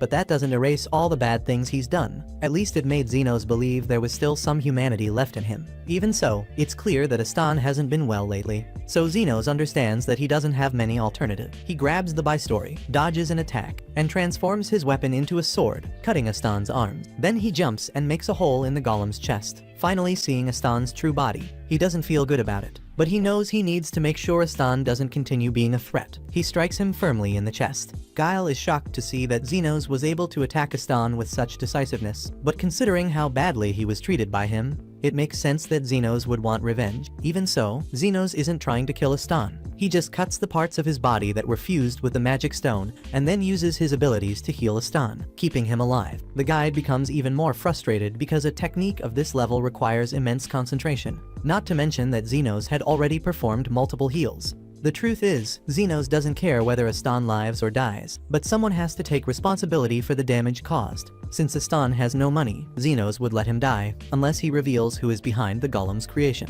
Moreover, even if Astan's life is no longer necessary for this world, Xenos recognizes that if he hadn't received that gold coin as compensation, he wouldn't have been able to save Lily, nor would he have been able to open his clinic. And most importantly, as a healer, Xenos made a vow to save as many lives as he could, even if it included the miserable life of Astan. Without hesitation, Xenos raises his sword and delivers another precise strike to the magic stone, destroying it completely and freeing Astan from the golem's control. With that, the situation finally calms down, and Astan regains consciousness. Now he truly realizes Xenos' greatness. While trapped inside the golem, Astan had been almost fully awake, witnessing how Xenos supported the faction leaders during the battle. This made him understand that Xenos probably did the same when he was part of his old crew. After having been manipulated like a puppet with no will of his own, Astan comes to terms with how much of a jerk he's been. Even knowing that no words can erase his actions, he still feels the need to apologize. But Xenos can't bear to see Astan humiliate himself like that. When Astan raises his head, it won't be because he's forgiven him, but because Xenos wants to land a solid punch before leaving. He's been wanting to do this for a long time, but hitting someone unconscious wouldn't have been satisfying. Now that Astan is conscious, Xenos no longer holds back. He activates a strength buff 10 times greater and starts walking slowly toward Astan. Then he delivers the most satisfying punch of his life, and Astan immediately faints. A few hours later, when Astan wakes up, Christina is by his side. She tells him he had many problems and was lucky no one died. If it weren't for Xenos, he would have been in trouble with multiple homicide charges. Even so, she says he's still imprisoned for several other reasons. She also conveys a message from Xenos. While Astan was unconscious, Xenos took his sword, a very high-level weapon, and if he sells it, he can pay for the damages he caused. Additionally, Xenos asks Astan to look at his own hand. When he does, he finds a gold coin that Xenos left as compensation. With this, Xenos makes it clear that he never wants to hear about Astan again, nor even hear his name. Astan can only lower his head, devastated, now understanding that he deserved all of this.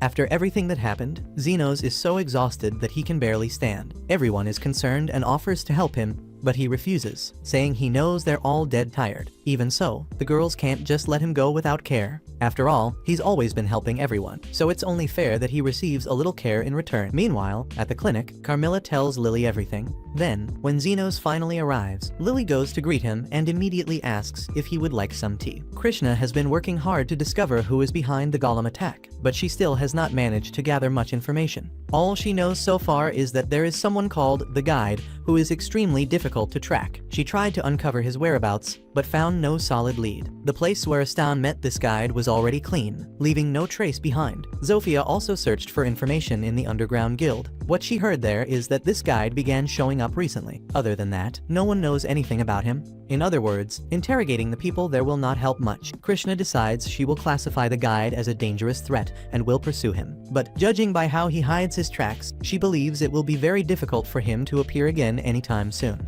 Zofia, however, believes the opposite. She thinks the guide will show up again, and soon, because people like him never truly disappear unless they are planning something big behind the scenes. And if that is true, they need to be prepared for whatever he is planning. Krishna tells Zofia to stop with those crazy theories, since there is no proof that the man will return. But Zofia immediately replies that Krishna was also making assumptions just a moment ago. Xenos interrupts the argument, tells the two of them to stop fighting, and asks why Krishna is sitting far away on the other side of the room, which only makes the conversation more difficult. Krishna answers that, even though she is grateful for Zofia's help the other day, her position as a royal knight prevents her from being seen speaking informally with a demihuman. Xenos realizes the argument is about to escalate and prefers to leave before it gets worse. He kicks everyone out of the clinic and tells them not to come back that day unless they are injured. After that, he tries to relax a bit at his desk, but then Lily, somewhat shy, approaches and says she had an idea. Knowing that Xenos is exhausted after using so much mana in the fight against the golem, she was about to suggest going to the hot springs so he could rest. But before she can finish, Zofia bursts through the doors and jumps ahead, asking if he would like to go with her to relax in a hot spring. Xenos thinks that changing his routine a bit would be good and agrees. Zofia leaves all excited. Soon after, Linga appears. She looks around to make sure no one else is there, and then discreetly asks whether Xenos would like to go with her to the hot spring. Xenos still thinks visiting the hot spring is a nice idea, but he cannot accept Linga's request since Zofia invited him first. But before he can say anything, Linga says she will wait for him at the hot spring and leaves. Moments later, Loa shows up, and before she even says a word, Xenos already knows exactly what she wants. As he expected, she is going to invite him to the hot spring as well, and since he already understood her intention, she takes it as a yes and says she will meet him there. Right after that, the exact same scene repeats with Krishna. This makes Xenos begin to wonder why suddenly everyone wants so badly to go to the hot springs. He then remembers that Lily was about to say something before they were interrupted, but she prefers to remain quiet because she does not want to admit that she was also going to invite him to the springs with her. Carmilla heard the whole situation and finds it hilarious that Lily gathered the courage only to be overshadowed by the others. Meanwhile, Xenos has no idea why she is laughing. In any case, Carmilla is almost certain that far more interesting things will happen at the hot spring, and since she has not visited one in a long time, she decides she will go as well. Later, Xenos is relaxing in the bath when Zofia suddenly appears. He reminds her that it is a men's bath, but Zofia says it is fine because she placed a sign on the door saying the place was closed, so no one will interrupt. In reality, Zofia went there ready to throw herself at Xenos, but decided not to overdo it and simply kept chatting while the two bathed. She mentions that people keep saying she changed after meeting Xenos, and he even agrees, saying she is far less aggressive than before. But at that moment, what bothers Xenos is that Zofia is getting far too close to him. Her idea was to make Xenos comfortable in the conversation so she could strike by surprise, but since she was caught, she ends up trying to force her way into sitting on his lap. That is when Linga appears and scolds Zofia for trying to get ahead and sneak into the men's bath to see Xenos ==divisao into. But in truth, Linga is there for the same reason, so she pretends to feel sick just to try to fall into his arms, except Zofia doesn't let it slide and grabs Linga, starting a dispute to keep her away from Xenos. Meanwhile, Loa comes out of the water and says she also wants to join the chaos. Xenos asks what she is doing there and why she isn't using a towel. Loa explains that she was hiding, waiting for the right moment to be alone with him, and the reason she isn't wearing anything. She wanted to show Xenos her fully trained body and even asks what he thinks. Xenos can barely see because the light is behind her, but that doesn't change how strange the whole situation is. He just stands still, hoping they will stop soon. Right after that, Krishna also appears and starts arguing with the others for making that mess in the men's bath. But the girls quickly respond, saying Krishna has no right to criticize anything, since she clearly also went there to be close to Xenos. Krishna tries to say that this is not exactly the point. The four start another commotion because of Xenos, but he is already losing his patience, so he ends up shouting for them to get out of there and return to the women's bath. The yelling is so loud that Yuman hears it from the women's bath and is shocked that there are girls shameless enough to invade the men's area. but she only hopes those crazy ones don't end up ruining her vacation. Soon after, the girls return to their bath, frustrated because Xenos didn't want anything with any of them. But now they seem to be getting along just fine. Yumin is even surprised, because it's not every day you see a human, a werewolf, an ogre, and a lizard chatting as if they were close friends. Some time later, everyone leaves the hot spring and gathers to share a meal. Krishna is still unsure whether to admit she is part of the group or not, so she holds herself back from joining them. Later that night, Xenos sets Lily in bed and goes to the balcony to chat with Carmilla. She asks if he is enjoying the trip,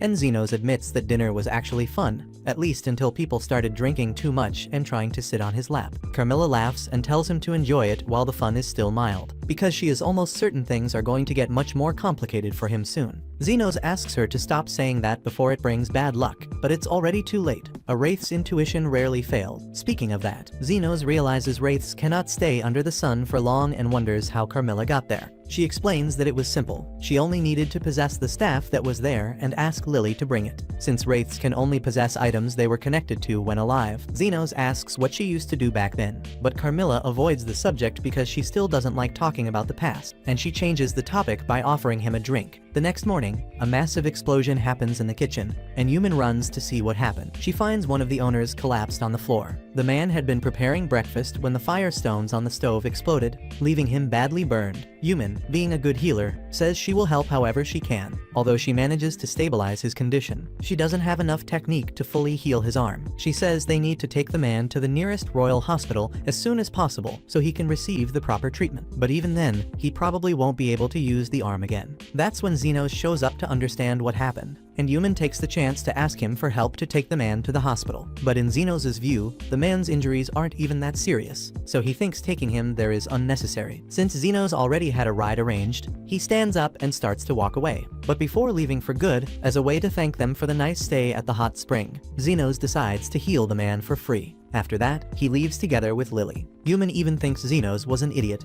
because in her mind he simply ignored an injured man and walked away without helping at all. But then she looks at the guy and notices the wounds have completely vanished. For a moment she even questions whether it might have been her own healing magic, but quickly realizes it wasn't, because she doesn't have the power to accomplish something so impressive. Only saints or top-tier healers could achieve such a feat. That is when she realizes that Xenos must be an exceptional healer. Immediately, Yumin returns to work to inform her boss about what happened. Bernardo is shocked to discover that an advanced healer is wandering around. The government would probably want this guy as a national resource, but the problem is managing to find Xenos, since all Yumin remembers about him is the black hair. Even so, Bernardo thinks there isn't much to worry about, because if Xenos had the kindness to heal a severely injured man without charging anything, he must be a good person, so there is no reason to interfere and he should be allowed to do whatever he wants. But then Yumin mentions that Xenos wore a black overcoat, and that ends up catching Bernardo's attention. Out of nowhere, he changes his mind and thinks it would be good to try to find this man.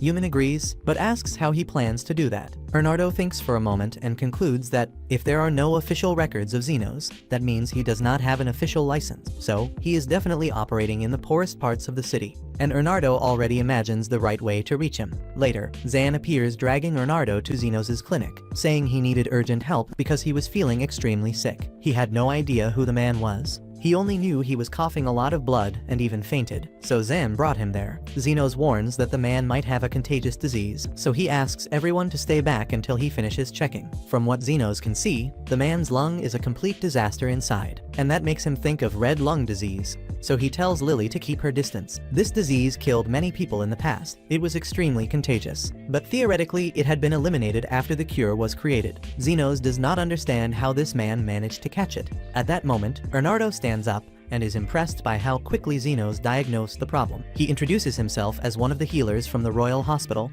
although he is not very good at healing magic. Right after that, Yumin bursts into the clinic looking for Bernardo and starts scolding him because he did something so reckless just to find Xenos. But Bernardo says there was no other way if he wanted to speak with Xenos, although now he is really beginning to feel the effects of the disease. He takes a small vial from his pocket, drinks the contents, and explains that he took a drug to simulate the symptoms of red lung disease. just so he would be taken to Zenos, but he warns that everything is fine, because the antidote will begin to work soon. Zenos asks why he would have such a drug. Then Bernardo explains he created it while working on the cure for red lung some years ago. Zenos is shocked to hear that, because it means Bernardo is the famous doctor who developed the vaccine against red lung and earned the title of Fugue Healer because of it. Besides that, the reason Bernardo wanted so much to meet Zenos is that the description of his coat reminded him of an old friend. He asks Zenos where he got that coat, and Zenos says it belonged to his professor, but he does not know where his professor ended up. After that, Bernardo invites Zenos to work at the hospital, because there is a situation happening that needs help, and Zenos' help would be ideal. At that moment, the girls show up and hear that a strange man is dealing with Zenos, so they immediately get ready to hit him if he tries anything. But Bernardo assures them he does not want to force Zenos into anything. He only came to make an offer, and Zenos seems willing to accept. Zofia even asks him if he is sure, but Zenos thinks it is the best choice, since the hospital now knows about his hidden clinic, so it is better to gain Bernardo's support. Besides that, back when red lung was a problem, Bernardo dedicated himself to distributing the cure to people in the slums without charging anything. So Zenos feels he can trust him. Zenos goes to the hospital with Bernardo and Human, and Zenos is impressed by the size of the place. They reach Bernardo's office, and once Zenos settles, he explains the job. Several disappearances have been happening, and he wants Zenos to investigate what is going on. Zenos agrees, but warns that espionage is not his strong point, so he asks Bernardo if he is sure he wants to hire someone like him for that kind of mission. For this new work, Bernardo says that, as part of the Royal Hospital, Zenos will have access to several specialized programs, which should make it easier for him to gather the necessary information. Even so, Zenos is worried about drawing too much attention and having his identity exposed. But Bernardo reassures him by saying he has already invented a background story to cover for Zenos. So, from now on, if anyone asks, Zenos will say he was studying abroad and returned recently. Despite that, Zenos thinks this excuse will not be enough to fool the other healers, but Bernardo guarantees that, with an elite healer supporting him, no one will doubt it. For now, Human takes Zenos to the hospital dormitory, where he will stay for a while. When they arrive, to his surprise, Lily is already waiting. He immediately asks why she is there, and Human explains that Bernardo authorized her move. According to the dormitory rules, healers can live together with their close relatives or spouses, so Lily jokes that she has now become Zenos' wife, but in truth, Human registered Lily as Zenos' younger sister. It was Human's own idea to bring Lily, because she thought Zenos would feel more comfortable having someone familiar nearby, and, in reality, Zenos was worried about leaving Lily alone, so he is grateful for Human's consideration. After that, Human leaves Zenos so he can settle into the room. As soon as she leaves, Carmilla appears as well. Zenos understands why Lily is there, but he does not understand what brought Carmilla to the capital. In fact, Carmilla has no special reason. She just likes teasing Zenos, because something interesting always happens around him. Zenos asks if she realizes that, with so many healers nearby, one of them might end up exorcising her. But Carmilla does not care, because aside from Zenos, almost no one there would have enough strength to do that. Later, Zenos is in the hospital cafeteria with Human, and she wants to know how he is finding the new environment. Zenos says things are going fine, but that he will be overwhelmed for a while and still has no idea how he will manage to get an official license. Human says she can help, since she knows the ropes very well. She explains that the first step is to take an aptitude test. If you pass, you are accepted into the Royal Healing Academy. After studying hard for several years, then comes the test to obtain the official license. Zenos thinks all of this is extremely demanding, and is even surprised at how licensed healers manage to endure so much. And that is not even everything. After the license, you still have to pass another test if you want an adventurer license to work outside. The same applies if you want to work with the military, and there are still more exams for anyone who wants to rise in rank as a healer. Most people at the hospital are there to conduct research or deepen their studies. To Zenos, it seems like too much, so he asks Human to tell him what she knows about the disappearances. Human says that one of the people who vanished was Afreed, an advanced healer who worked there with research. He was very talented and kind, mainly in the medical field. From what Bernardo said, Afreed was a key figure in developing the cure for red lung disease. Zenos thinks Afreed must have been a truly good person, so it is worth trying to find out what happened to him. Since he still knows little about the case, he asks Human if there is any clue. At that moment, the cafeteria door opens and Goldrin walks in. Zenos asks who he is, and Human says he is the deputy director of the hospital and an advanced class Roman 7 healer. Zenos does not understand what that means, so Human explains, healers are divided into 3 types: beginner, advanced, and elite. Each type has 7 levels, and level Roman 7 in advanced is the maximum before becoming one of the elite. That shows how influential Goldrin is there. According to Yuman, he has his eyes on the director position, since the current director almost never shows up because of old age. That is why Goldrin is the one who commands things in practice. But ever since he took control, many things have changed, and Yuman thinks they changed for the worse. Now the wealthy receive first-class treatment, while the poor barely get a bandage and an ice pack. To make things worse, Goldrin does not dedicate himself to improving as a healer, and people say he bought his way up to level Roman 7. Xenos has already figured out what kind of man he is and wants to keep his distance. But that will not be possible, because Yuman believes Goldrin may be connected to Afreed's disappearance. Since Goldrin wants to rise in rank quickly, he is constantly recruiting skilled people, and Afreed was one of the chosen ones. Xenos asks if Goldrin said anything about Afreed's disappearance, but Goldrin denied any involvement. Now Xenos knows what he needs to do, but he does not know how to get close to someone as important as Goldrin. Yuman says that will not be a problem if he shows his impressive abilities in one of the hospital's program. Goldrin will end up calling him. Xenos knows he is good at what he does, but he never had the chance to measure himself against other healers, so he does not know if he is at the right level. Even so, he decides to try.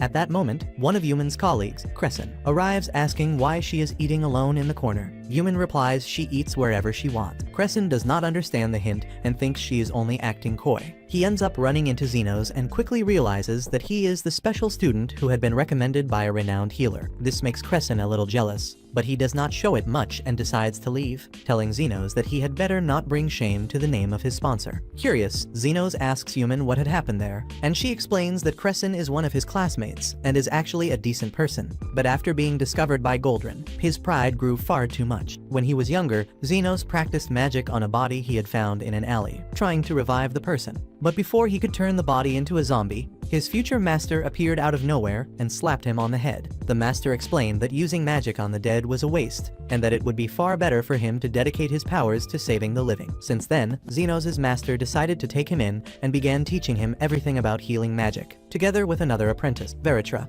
In just a single year, the two had already become first-rate healers, but the master made a point of warning them. They were not supposed to act arrogant, because being able to heal a few wounds only made them third-class healers. Back in the present, Xenos is in his first class at the new school, and the topic of the day is undead monsters. As the class progresses, Xenos is surprised, because even though he already knew all of this from his days as an adventurer, the way the content is taught in the classroom makes everything much easier for anyone who has never faced the undead. The teacher opens the floor for questions, and a student raises his hand asking about wraiths. The teacher admits that he does not have much information about them, only that they are the most dangerous among the undead. Almost no one has seen one and survived to tell the tale. Every adventurer party that encountered a wraith ended up dead, so the advice is, if you find one, run. And if the wraith is able to speak on top of that, run even more, because that shows how powerful it is. Xenos is shocked because he has exactly a speaking wraith resting at his house with Lily. He had no idea that Carmilla was that powerful, but he decides to stay quiet about it so he does not make anyone worry. Then the teacher asks if anyone there has ever faced undead. Crescent is the first to speak. He introduces himself, says that he once spent some time as an adventurer, and that he defeated around 30 ghosts. The entire class is impressed and starts applauding Crescent, and he loves the recognition. But he notices that Xenos is not clapping, so he decides to ask how many ghosts he has defeated. In truth, Xenos can defeat about 50 ghosts at the same time,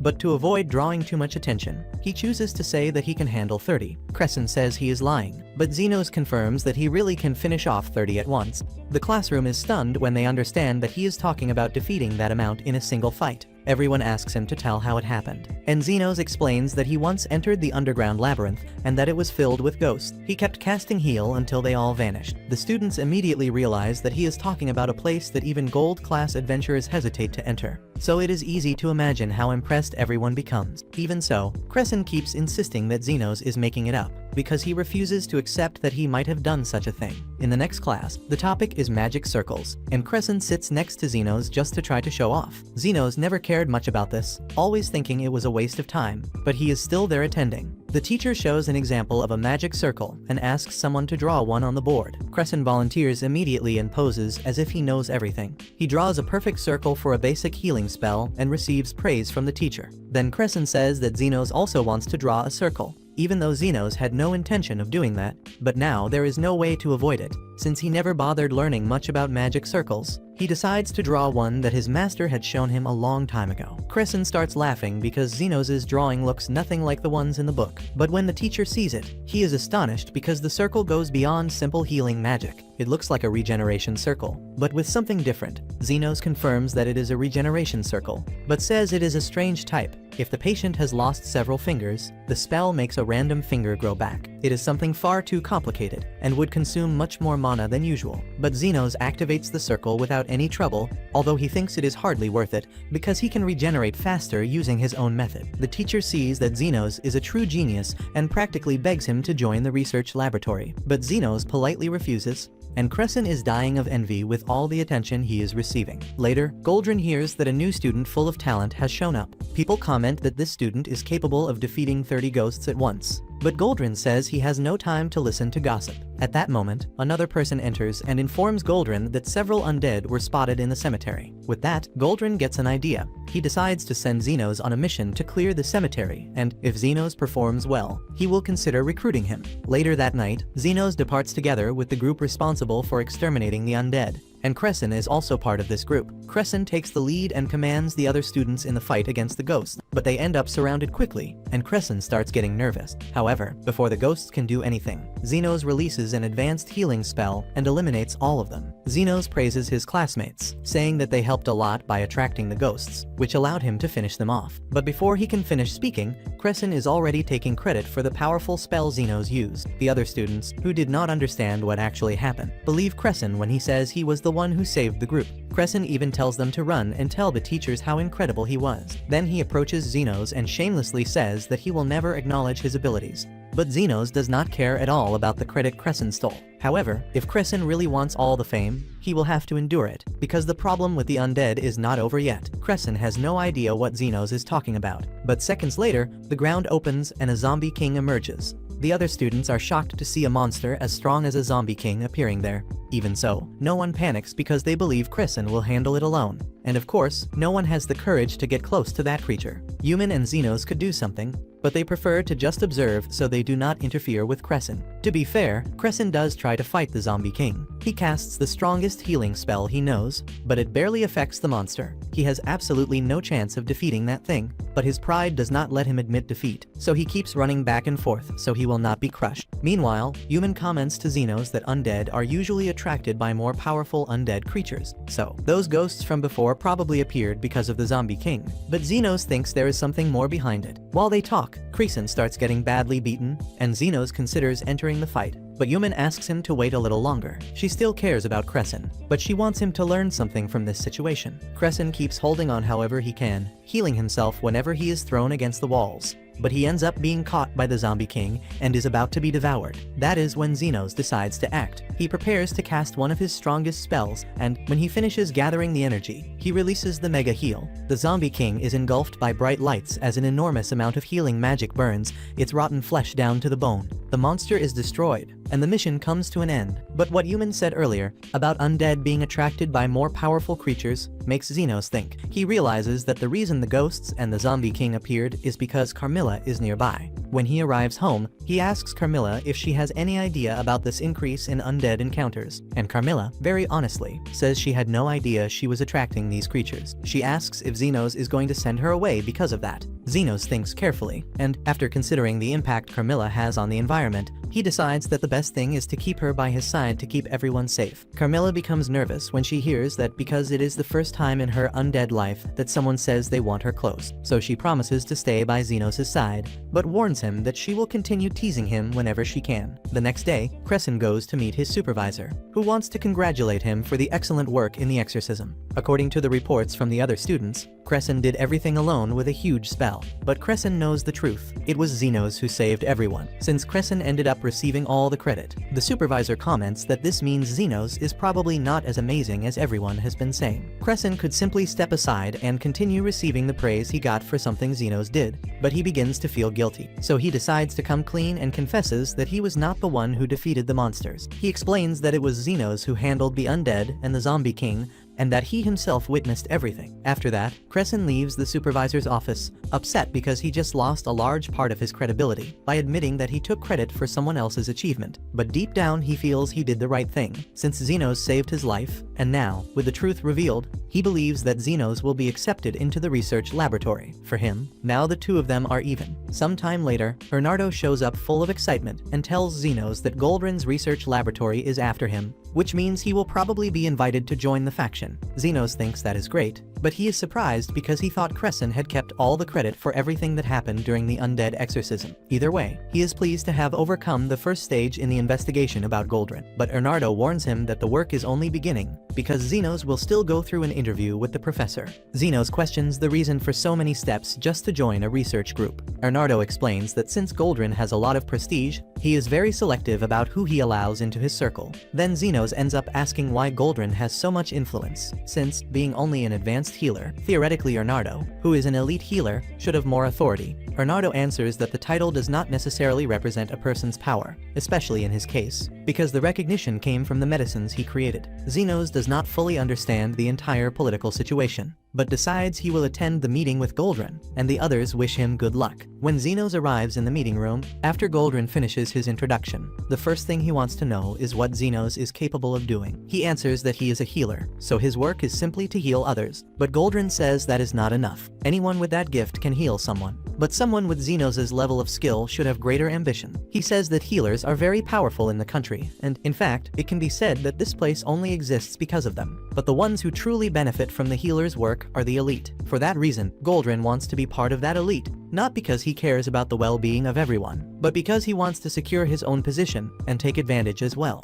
In his mind, a person's value depends on what they can offer, so he does not even consider helping the poor. After the speech, Goldrin asks Xenos to draw the magic circle he had shown in class, because he wants to evaluate his abilities more precisely. Xenos does not really understand what the drawing will prove, but he does it exactly as requested. When he analyzes the circle, he stands up and says that Xenos is approved and can start in the laboratory the next day. On the following day, Xenos walks through the corridors and soon sees the members of Goldrin's research laboratory passing by him. From a distance, he spots Crescent, who calls for him to hurry and get in line. Crescent welcomes him with a smile and immediately warns that, since he arrived first, Xenos must respect him as a veteran of the team.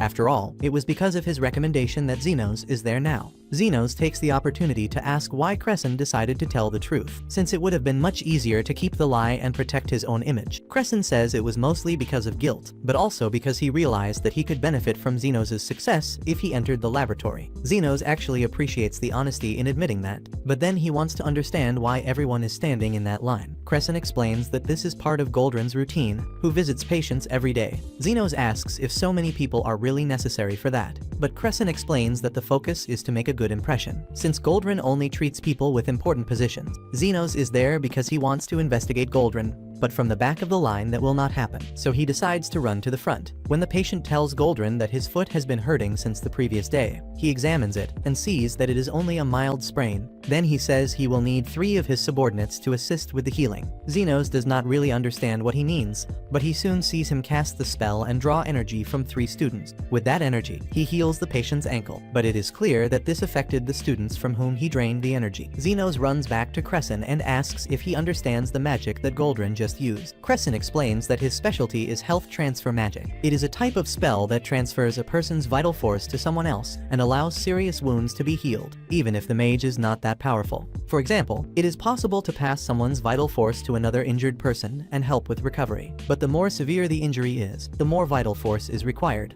That is why the energy is usually divided among several people, and the side effects are generally just a bit of fatigue. Xenos finds this interesting and understands better why Goldrin wants to maintain that method. But Crescent says that this is not all. There are rumors that Shalbard, who is the current director, will retire soon, and because of that, Goldrin is trying to secure voting support for the next election. Xenos thanks Crescent for giving all the answers like that. While talking, he takes the chance to ask if Crescent has anything to say about the matter and whether he has ever heard the name of someone called Afreed. Crescent confirms that he knows Afreed, but says he never liked him. This man was even invited to one of Goldrin's dinners and, after that, vanished from the map. Xenos wants to understand what he meant by that dinner. Then Crescent explains that Goldrin usually organizes dinners for his favorite subordinates, and being invited to one of those meetings is like a great privilege. But Ifrit disappeared right after attending one of those parties, and, since then, no one has ever heard from him again. Later, Xenos tells the whole story to Bernardo, who even thinks they might already have enough material to close the investigation. But Bernardo warns that this is far from the end. That information only shows that Goldrin might have some connection to Ifrit's disappearance, but it still proves nothing against him. That is why Bernardo wants Xenos to gain Goldrin's trust and manage to enter one of those dinners to discover what really happened. He even promises to pay Xenos more if he accepts that mission. Xenos, who only wanted to go back home, ends up accepting to continue and move forward with the investigation. But he warns that when all this is over, he wants Bernardo to tell him everything he knows about his master. Meanwhile, in the slums, Linga forces the lock of Xenos' clinic until she manages to open the door. The reason? She wants to deal with the mess in the place while Xenos is not around. But since she entered, she takes the opportunity to snoop and take a look at his thing. But suddenly, Linga feels that someone else is in the place and immediately gets ready for whatever may come. To her surprise, the one who is there is Zofia. The two stare at each other and ask what the other is doing there. Then Linga notices that Zofia also has a mop, meaning she had the same idea. Right after, Lo also shows up, breaking down the door because she wanted to help clean Xenos' clinic, but Zofia and Linga already imagined that this would happen. The problem is that they would have preferred if Lo had entered in a different way, because now they will have more work fixing the damage to the door. The next day, in the capital, Xenos meets Crescent, who informs him that he will have the great chance to take care of Goldrin's pet dog. In truth, Crescent only wanted to pass that responsibility to someone else. Xenos even finds it strange that Crescent is part of the research team if that is the kind of task he is handling. Crescent explains that Goldrin is busy in meetings with 7 important nobles whose support he wants, and because of that, the task of watching the dog falls on them. But Crescent does not mind, because he believes that by doing those tasks, he will be able to rise within the faction. Xenos asks if Crescent truly believes that this will earn him a promotion, and Crescent confirms it. That is the only reason he is making an effort. If he can rise in rank, he will be able to enter the nation's elite and have everything of the best. Xenos becomes somewhat unsure, because he thought the main reason for people becoming healers was to help others, and it would even make sense to think that way. But Crescent says that things in practice are different. He even says that, in the past, he dreamed of curing diseases and saving lives, but his healing magic does not have that much power, and that greatly limits what he can do. Since he cannot save everyone, he decided to use what he has to accumulate wealth. At that moment, Bonds appears and provokes Crescent, asking if he is stuck taking care of Goldrin's dog again. Crescent replies that he is only doing what he needs to, but Bonds warns that flattering Goldrin alone will not take him far. After that, Bonds leaves, and Xenos asks who that man was. Crescent says that Bonds is Goldrin's first secretary, but Xenos finds it strange that someone so irresponsible holds a position like that. Crescent understands the surprise, but explains that Bonds is an old friend of Goldrin and only got the position because he is close to him, since he barely works at all. At that moment, Bonds shouts Crescent's name and seems to have heard what he said, because he throws a bottle in his direction. Luckily, Bonds was so drunk that he missed the target, but the bottle fell near Madame Milk, who was so startled that she ran away. Crescent panics because he knows Goldrin would destroy him if Milk went missing. He runs after her, but Milk ends up going into the street and gets hit by a carriage. Crescent arrives running and tries to use a more advanced healing spell, but he cannot restore the dog's body the way he needed. Xenos says that Crescent can calm down because Milk's hemorrhage has been stopped, and she should survive. But Crescent says that this is not enough. If she is left with scars, Goldrin will be angry because he only likes Milk because she is pretty, and then Crescent will be doomed. Xenos, wanting to keep Crescent from getting into trouble, raises his hand and begins to heal Milk. Crescent tries to warn him that this would be useless, because regenerating skin requires enormous physical preparation, and even he himself needed the help of another healer for that. But while Crescent was talking, Xenos had already finished the job and Milk was good as new. No sign of injury, and he even managed to fix her ribs. Still, Xenos recommends they let Milk rest for the day. Later, Xenos gets home and finds Yuman waiting for him. He asks if something happened, but she says she only stopped by to invite him to take a walk with her. Xenos is even a little surprised by the request, but ends up accepting. When the two are in the forest, he takes the chance to ask Yuman if there is something she would like to tell him. She looks at Xenos and says she wanted to apologize, because if she were not so weak, she would have managed to attract Goldrin's attention. And with that, Xenos would not have gotten involved in all this trouble. Xenos quickly answers that she has no reason to apologize, since Bernardo is already rewarding him for his efforts. Besides that, if not for this opportunity, he would never have been able to set foot in the royal hospital and would not have had the chance to discover more about his master. Deep down, he only has things to gain from all this, and he reinforces to Yumin that she does not need to feel bad. Yumin feels relieved to hear that, but now that Xenos mentioned the master, she realizes she knows very little about this person he talks about so much. So she decides to ask what kind of person that master was. Xenos admits that he does not know for sure,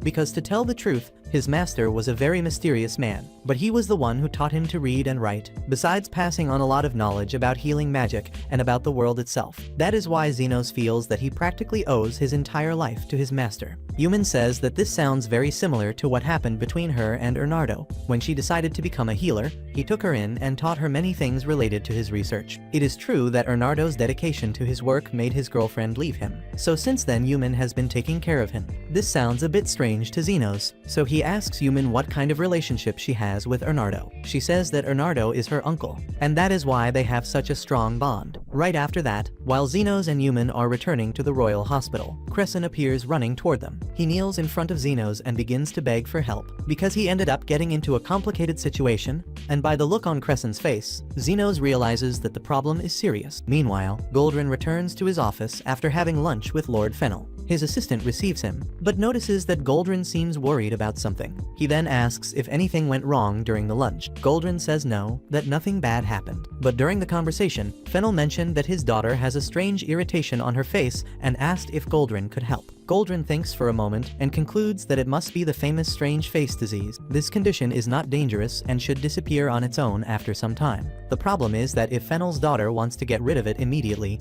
it will be necessary to remove the affected area. But that would leave a huge mark, and she would certainly not like that at all. He could even try to regenerate the skin using donors for the magical health transfers and avoid scars. But Fennel's daughter is so ashamed of her face that she does not accept being seen by many people. The most Goldrin could take would be 1 or 2 assistants, and barely that, because she does not like the idea at all. All of this is making Fennel very nervous, so he decides to go check on his dog, Milk, to try to calm down. But on the way to Milk's room, he runs into Bonds, who jokes saying that Milk was run over by a carriage the other day. Goldrin immediately becomes furious, thinking Bonds is involved, but Bonds asks him to relax and explains that the dog sitter who was with Milk already treated her, and that she is fine. So Goldrin decides to leave Bonds alone for now and runs to see Milk. To his surprise, Milk is actually fine. She only looks a little tired, but she has no injuries and shows no sign of the scare from the accident. Goldrin can hardly believe that there really is a mage capable of healing someone without leaving a single scar, since he left Crescent in charge of Milk. He believes it was Crescent who did that,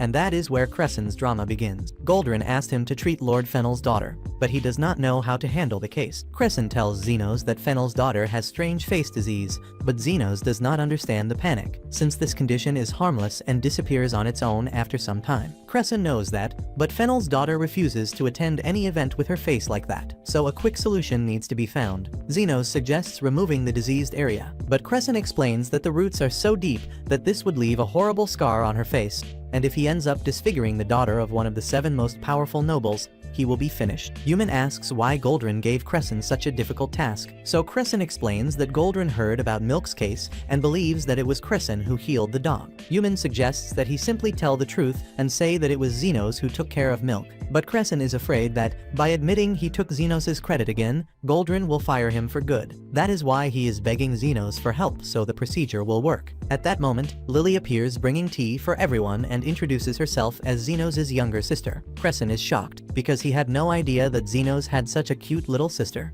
Lily loves being called adorable, but explains to Crescent that she already belongs to Xenos, so she could not stay with him no matter how many compliments he gives. Of course, that is not what Crescent meant when he praised her, so he tries to cover it up by saying that, since he and Xenos are so close, he already considers Lily his little sister as well. But Xenos never agreed with that story of them being siblings. The next day, Goldrin takes Crescent to Fennel's estate, and Crescent calls Xenos to go along. But when Fennel finally appears to welcome them, he is already very nervous and warns Goldrin that the situation has become more complicated than he expected. His daughter, Charlotte, is now refusing to accept any surgery. Charlotte says she does not want to risk having her pretty face marked. Even so, Fennel trusts blindly that Goldrin will manage to treat her without leaving a single scar, so he asks him to try convincing his daughter to change her mind. Goldrin agrees immediately, and they all go to Charlotte's room to try talking. Fennel is the first to speak. He tells his daughter that he believes her face will be perfect if she allows them to perform the surgery, and that she can trust him because he never lied to her.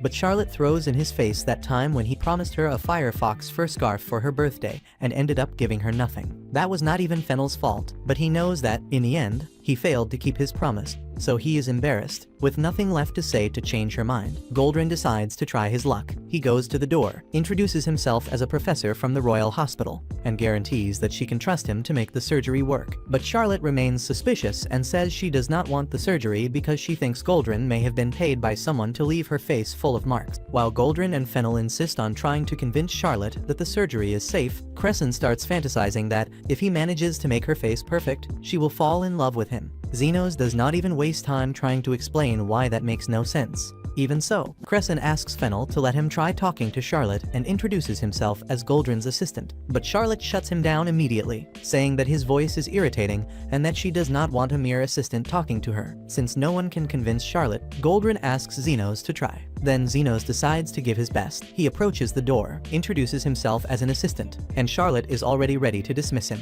But before she can say anything, Zenos interrupts, saying he only wants to talk about the surgery. He explains that it is perfectly fine if she does not want to go through with the procedure, because anyone would be afraid of having their face opened. He also says that the strange face disease is not something that puts her life at risk. The worst that could happen is that she ends up with a huge wart on the side of her face, looking like a strange old woman. After saying that, Zenos already turns to leave, but Charlotte asks him to wait, because the idea of ending up with an old lady's wart on her face terrifies her, so she agrees to let everyone enter the room and asks if what Zenos said is true. Crescent even tries to say something, but Charlotte immediately tells him to shut up because his voice still irritates her. Then Goldrin explains that, in other cases of the strange face disease, after a month, spots and warts appear on the face like the face of an elderly woman. Charlotte becomes frightened just imagining that and asks Goldrin if there is any way to prevent those marks. Goldrin answers that, unfortunately, they can only be avoided by performing the surgery. Even so, Charlotte continues to fear that the procedure might go wrong. Fennel tries to argue that if she does nothing, the mark will grow more and more, so it would be better to trust Goldrin to fix it. She even asks if he can guarantee that nothing will go wrong, but Goldrin says he cannot promise that, since he himself will not be the one performing the surgery. Because of that, Charlotte runs off and says that as long as no one guarantees the total success of the surgery,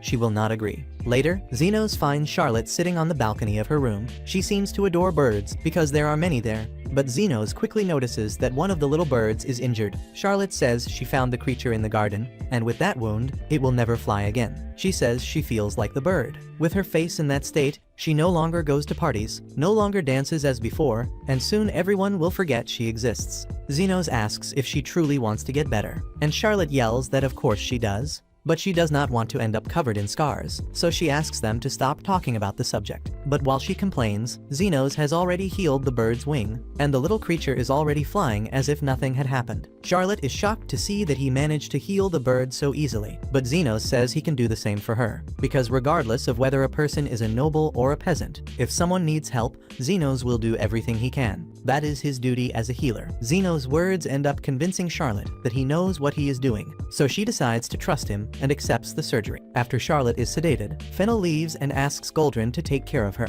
But Goldrin will not touch anything, because he already passed the responsibility to Zenos and Crescent. Yet he still wants to keep the credit afterward, so he warns Crescent not to mess up. Zenos notices that Crescent is nervous and offers to let him leave everything in his hands. Crescent thanks him but asks if Zenos has ever done a surgery of this kind before. Technically, he has, but when he was a child. Even so, he has more experience than Crescent. When Zenos is about to take command, Goldrin appears and says that the one who needs to perform the surgery is Crescent, so Zenos ends up forced to act as the assistant. Crescent, visibly nervous, picks up the scalpel and tries to begin the procedure, but his hands will not stop shaking. He had already studied this type of operation at the hospital and tries to follow what he learned from the books, but Zenos asks him to wait while he performs an analysis on the body. Crescent does not understand what Zenos just did, so Zenos explains that he took a careful look at Charlotte's body and now knows exactly where all the wart roots are. That way, Crescent does not need to start cutting without direction. The operation proceeds smoothly thanks to Zenos' guidance. But when Crescent is almost removing the last root, he notices something frightening. This root is attached to Charlotte's facial nerves, and to cut it, he would have to damage her nerves, which would end up altering the girl's face. Since repairing nerves is extremely complicated, Crescent suggests ending the surgery for now and transferring Charlotte to the Royal Hospital. where she could receive the correct treatment. But Goldrin is only worried about his reputation. He had promised Fennel that he would fix Charlotte's growths, but now, to do that, he would need to cut her nerves and interfere with the girl's face. A real doctor would have listened to what Crescent said and would have prioritized the patient's well-being. But Goldrin is a traitor. He grabs Crescent's arm and forces him to cut the final root along with Charlotte's facial nerve. Right after that, he starts shouting as if Crescent had made that decision on his own. Crescent is so shocked that he cannot say anything. Fennel comes running as soon as he hears Goldrin's screams, and Goldrin says loudly that his idiotic assistant, Crescent, has just cut Charlotte's nerves, and that now her face will be marked forever. An accusation like that could destroy Crescent's life, and Goldrin does not care at all. But Zenos refuses to stand still in that situation, especially because Charlotte had asked him for help directly. He speaks loudly to Fennel and says that Goldrin is exaggerating, that a cut nerve is not a reason to panic. Then he says he is tired of doing nothing, walks past Goldrin, picks up the scalpel, and finishes the work, removing the root. After that, he uses his healing magic and restores Charlotte's nerves perfectly. A few hours later, Charlotte wakes up in her room, and her father feels relieved to see her awake. But before any hug, she wants to check her face. She grabs a mirror, and when she looks at herself, she cannot hold back her tears when she sees that her face is normal. Goldrin ended up with all the fame for the surgery, so Fennel believes that he was the one who saved his daughter. Goldrin also said that he had to leave right after the procedure because he had matters related to the hospital election to handle, and Fennel promised to support him as a way to thank him. But Charlotte begins to suspect that Goldrin might not be as good as he seems. She remembers hearing, during the surgery, Zeno's voice saying that everything would be fine, so she is certain that he was the true one responsible for saving her, and she will be eternally grateful for that. Later, Zenos is helping Human carry several bottles from Bernardo's laboratory, and she explains that they are some of the last formulas prepared by Bernardo, but she does not even know what they are for. Meanwhile, Crescent arrives in a hurry, bringing news. He and Zenos have been invited to a private dinner hosted by Goldrin. That sounds great, but Human quickly notices that Crescent is not as happy as he says. He even claims he is excited, but deep down he is a little worried about getting involved with Goldrin after what happened. Even so, he believes this could guarantee a good promotion and decides to go. Since the dinner is already happening that night, Crescent arranges to meet Zenos in the lobby. Goldrin's reception begins quickly, and the guests are seated while he explains that he secured Lord Fennel's support, and now it is practically certain that he will become the new director of the Royal Hospital by the end of the month. Everyone celebrates Goldrin, and despite his initial doubts, Crescent is excited to be there, since it is a good opportunity to make connections with the important figures who were invited. While Crescent focuses on that, Zenos takes the chance to try gathering information about Afreed and discovers that at the last dinner Afreed was taking care of Bonds. Zenos goes to Bonds and asks if he remembers meeting someone called Afreed at the previous dinner. Bonds does remember, because while everyone was distracted socializing, Afreed took the trouble of bringing him a glass of water. Bonds thought Afreed was a rather strange guy, but he liked the boy. He was the only one who showed any attention to him at the event, since Goldrin always tells the students that Bonds is a liar and that they should avoid contact.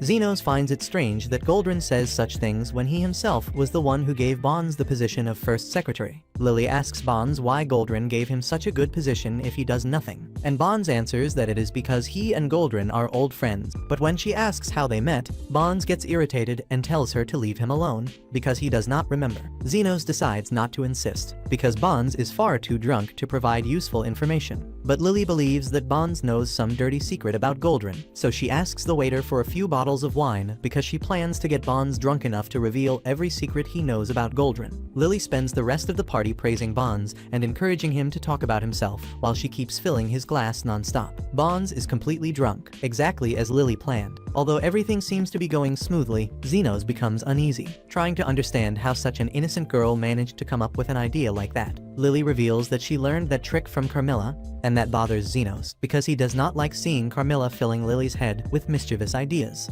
But this time it ended up helping, so he turns to Bonds and asks if he has any clue about what happened to Afreed after the last party where they met. Bonds, already almost passed out from drinking so much, answers that he remembers Afreed taking him outside to get some fresh air. Then Zenos decides to repeat the scenario. He thinks that by recreating that situation, Bonds might end up saying something important, so he helps take Bonds outside. On the way, Bonds stumbles and drops the wine bottle on the ground. Instead of getting annoyed, he starts laughing and talking about old memories. He seems to confuse Zenos with Goldrin, which makes him recall the day everything changed 13 years ago. Zenos decides to play along to try extracting more information and pretends to be Goldrin, encouraging Bonds to keep telling the story. Bonds talks about a time when Goldrin was a researcher who could no longer progress in his studies, until one day an explosion completely changed his life. After that, with Lord Fennel's support, Goldrin became a professor at the Royal Hospital and now managed to infiltrate himself to try taking the director's position. Right after that, Bonds collapses there on the floor, and Xenos feels frustrated because he sensed he was very close to discovering something truly important. But since Bonds is asleep,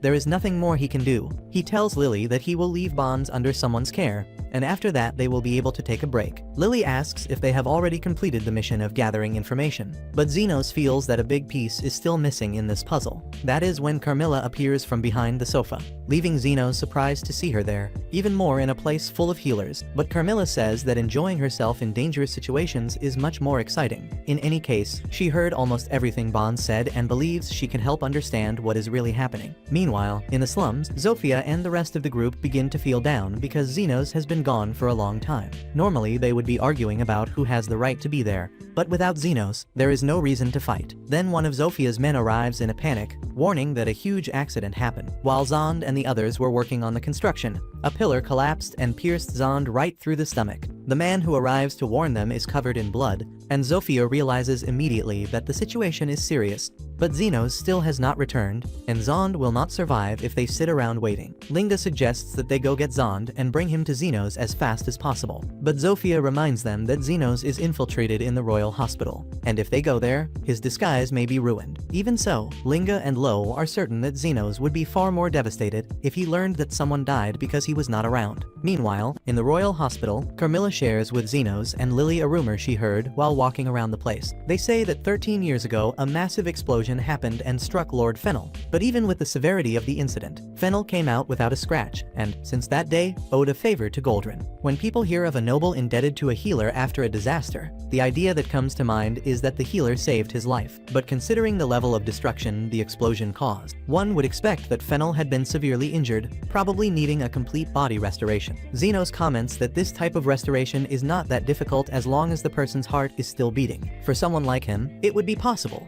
but Goldrin definitely would not be able to do it. So Lily raises the possibility that another healer was the one who saved Fennel after the explosion. But before Fennel regained consciousness, that healer stepped away, and Goldrin took the chance to claim the credit and use Fennel to rise in his career inside the hospital. She also believes that Bonds witnessed everything, and has been using that to blackmail Goldrin, and that during the last party, when Afreed was helping Bonds, he must have accidentally heard the truth, which made Afreed disappear in fear that Goldrin would try to do something against him. That is when Crescent appears, saying he had been looking for Lily everywhere. He says that he met important people and wanted to introduce them to her.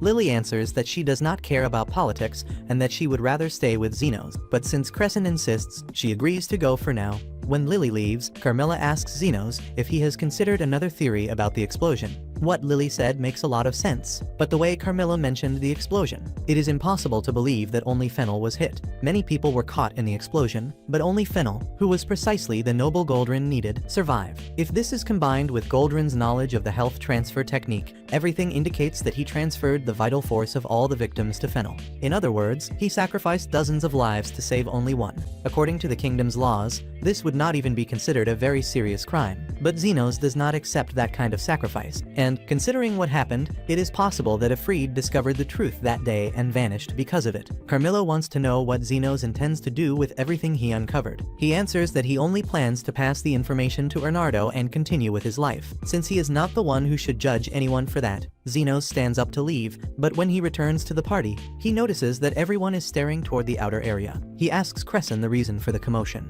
and Crescent says that a disturbance broke out at the main gate. Xenos looks and sees humans standing there. The guards are blocking her entrance and saying nobody enters without being invited by Goldrin, but Human insists that it is urgent and she needs to speak to her friend immediately. Then Loa sees Xenos in the crowd and shouts his name, which makes Zofia scold her for making so much noise, since they had agreed not to draw attention and to maintain Xenos' disguise. Lo even apologizes, but Zon's condition is becoming critical, and they cannot waste any more time. When Goldrin hears the noise, he immediately wants to know why some filthy demi-humans are trying to enter his mansion and orders the guards to drive them all out. But before they can do anything, Linga quickly takes the guards down, and Lo enters with the unconscious Zond in her arms. She calls for Xenos, saying it is a life or death case. The people at the party begin whispering when they hear Xenos' name, asking if it is true that he associates with demi-humans. Xenos does not care about that and asks what happened. Lo explains that Zond suffered a serious accident at a construction site, and that they went to the dormitories in the Royal Hospital to look for Xenos, but ended up running into Human. She was the one who explained where Xenos was.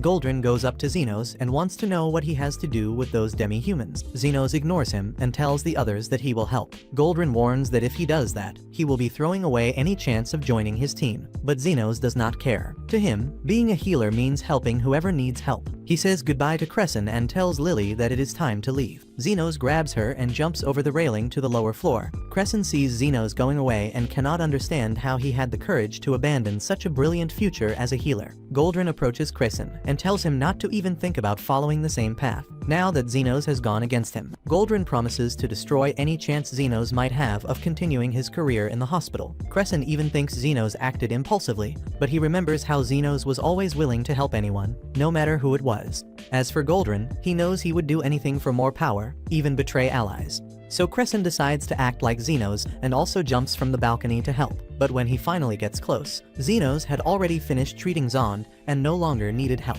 Human calls Crescent an idiot for throwing his future away for nothing, but she admits she heard what he said earlier and that, for the first time, he said something worthy. In the end, she even feels proud to be his friend, although she still thinks he is annoying. The next day, Xenos goes to Bernardo and tells him everything about Goldrin's vile scheme. Bernardo remembers that Afreed mentioned being injured in an accident when he was a child, and deduces that he must have survived that disaster. And, since everything indicates that Goldrin caused the explosion, Bernardo believes that Afreed might attempt some kind of revenge during the celebration honoring Goldrin for becoming director. Bernardo says he will have to appear at the party for safety, but for now, he thanks Xenos greatly for the information. Since Xenos' work there is finished, he is already free to go. Xenos asks if he is sure, and Bernardo confirms. All that is left is preparing the documents for Xenos' trip, and when they are ready, he will reveal everything about Xenos' master. Until then, Human suggests they have a small farewell party. At night, everyone gathers in Xenos' room, and Crescent is already drinking heavily, depressed because he does not know what his life will be like without his friend. Human and Lily think he is dramatic, but it is useless to say anything. Xenos tries to cheer him up, saying that he will manage to get by anywhere. Crescent is even moved to see that Xenos is not teasing him, but that does not improve his mood. Now he even thinks he is seeing things, because he swears there is a ghost spying from behind the wall. The next day, Xenos and Lily say their goodbyes, ready to depart. Before they leave, Human hands over a letter from Bernardo with information about Xenos' master. However, when they arrive at Bernardo's office, they find something strange on his desk. Meanwhile, Bernardo had already taken everyone down at Goldrin's party. Until that moment, everything seemed perfect during the celebration. Fennel still felt indebted to him, and everyone there planned to vote for him in the election. Goldrin was closer than ever to his goal. All of this began 13 years earlier, when Goldrin accidentally triggered an explosion because of an experiment. At the time, several people were injured on the street, but Goldrin only wanted to get out of there and pretend he had nothing to do with it. But then he saw a noble among the wounded, and thought that if he saved that man, he could rise in life. So he decided to drain the vital force of all the others and transfer it to Fennel, so that Fennel would remain indebted to him. While he was doing that, Goldrin was so confident in his clever plan that he did not even notice Bonds approaching. Bonds managed to take a picture of him in the act. To make sure Bonds would not expose him, Goldrin had to promise to appoint him as his first secretary and pay him a salary even if he did nothing. Once Goldrin bought Bonds' silence, everything started to work out for him. Shortly afterward, Bernardo approached Goldrin, and Goldrin assumed he came because he was interested in gaining some kind of advantage, since Goldrin would soon become the hospital's new director. Goldrin remembered hearing that Bernardo was the one who brought Xenos to work at the hospital, so Goldrin decided to vent to Bernardo and commented that Xenos was a complete fool. Bernardo asked if Xenos had done something to anger Goldrin, and Goldrin answered by saying that, although Xenos was a good healer, he had the audacity the previous night to treat a demi-human. In Goldrin's view, the lives of demi-humans and poor people have no value, and therefore they must die serving nobles like him. Hearing that from Goldrin was the breaking point for Bernardo. In Bernardo's office, Xenos and Human have just found the image of Goldrin stealing vitality from others to save Fennel. They immediately realize that it was from the case 13 years ago. and when Yuman thinks more carefully, she remembers that after Xenos told everything to Bernardo yesterday, he left in a hurry, saying he needed to speak with Bonds. Yuman examines the image more closely and sees a younger Afreed, injured in the background, proving that he survived the incident. In addition, Yuman notices something even more striking, a woman in the background who seems very familiar to her. At the party, Goldrin regains consciousness and sees that everyone around him is passed out. Bernardo approaches and informs Goldrin that he and the others were poisoned. Bernardo, besides being a great doctor, knows how to prepare powerful poison. As soon as he arrived, he put poison into everyone's wine. This poison makes people lose consciousness and gradually drains their strength until they die. Anyone who is not treated will die in about 10 minutes. Goldrin received a smaller dose, so he has about 15 minutes left. Desperate, Goldrin asks the reason for all of this. Bernardo responds that he is recreating what happened 13 years ago. Goldrin cannot believe Bernardo knows about that, but Bernardo had suspected him for a long time, and recently he obtained proof thanks to Xenos' help. Goldrin is shocked because he thought Bonds had destroyed the photograph after receiving the position he wanted, but he was wrong. Now Bernardo wants to begin the game, reminding Goldrin of his own idea that not all lives have the same value. That was why he chose to save Fennel and let the others die. Today he would pay for that. Goldrin tries to justify himself by saying that the other people would have died anyway, but Bernardo counters, saying that Afreed was among the wounded and survived. Bernardo's wife, however, was not as fortunate and died because Goldrin drained her energy. Bernardo says that even if Goldrin can still use the transfer magic, he would need a great amount of energy to neutralize the poison. Fortunately, there are many unconscious people nearby. Goldrin is speechless at first, but soon remembers that Bernardo must have an antidote. He tries to negotiate by promising to reduce Bernardo's sentence if he hands over the antidote. But Bernardo has only more poisoned wine in the bottle, and, without a second thought, takes a drink. Now he is also condemned. Bernardo admits that he created an antidote and proposes one final challenge to Goldrin. He can try to save himself, Fennel, and the others, or save Bernardo, betting that Bernardo might give him the antidote. Goldrin asks if Bernardo thinks he will get away with this, but Bernardo only tells him to decide quickly, because the deaths will begin soon. With no escape, Goldrin agrees to enter Bernardo's game and thinks about what to do. Naturally, he decides to save his own life first, then Fennel's. Since he does not know whether Bernardo truly has an antidote,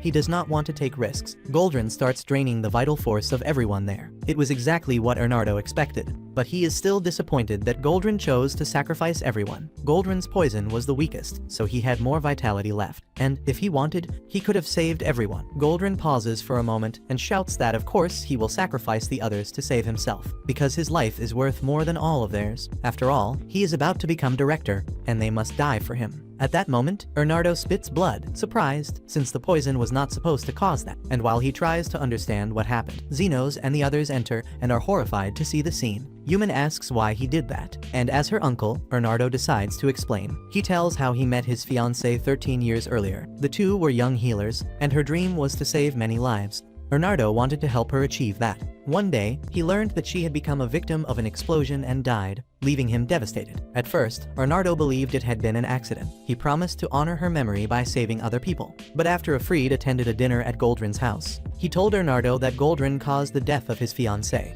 After that, Afreed disappeared, and Bernardo no longer knew if it was true. Without proof, he asked Xenos for help to take revenge. Crescent understands Bernardo's pain and agrees that Goldrin is worthless. But poisoning innocent people just to take revenge on him is completely wrong. Xenos agrees with Crescent and says he will make sure no one loses their life today. Xenos positions himself in the middle of the room so he can reach everyone. But Bernardo does not understand why Xenos would go to such lengths, since he himself has nothing to gain from this. Even if that is true, if Xenos left things as they were, Bernardo would end up becoming a murderer, and that would make Yuman very sad. He was truly grateful for the farewell party she made for him, and he had not even repaid the gesture, so he feels this is the least he can do. However, despite Xenos' abilities, Bernardo thinks it is difficult for him to save everyone, especially because he does not even know which poison was used. And even if Bernardo explained, there would not be enough time for Xenos to study the composition of the poison. So Xenos decides to act on instinct. He raises his hands and activates a healing spell. But Bernardo warns him that this basic spell is useless in this situation, because it only treats injuries and cannot remove poison from the body. But Xenos had already predicted that. He realized he would not be able to eliminate the poison directly, so he decided to keep using healing magic to sustain everyone until the poison left their bodies naturally. Crescent and Yuman offer to help,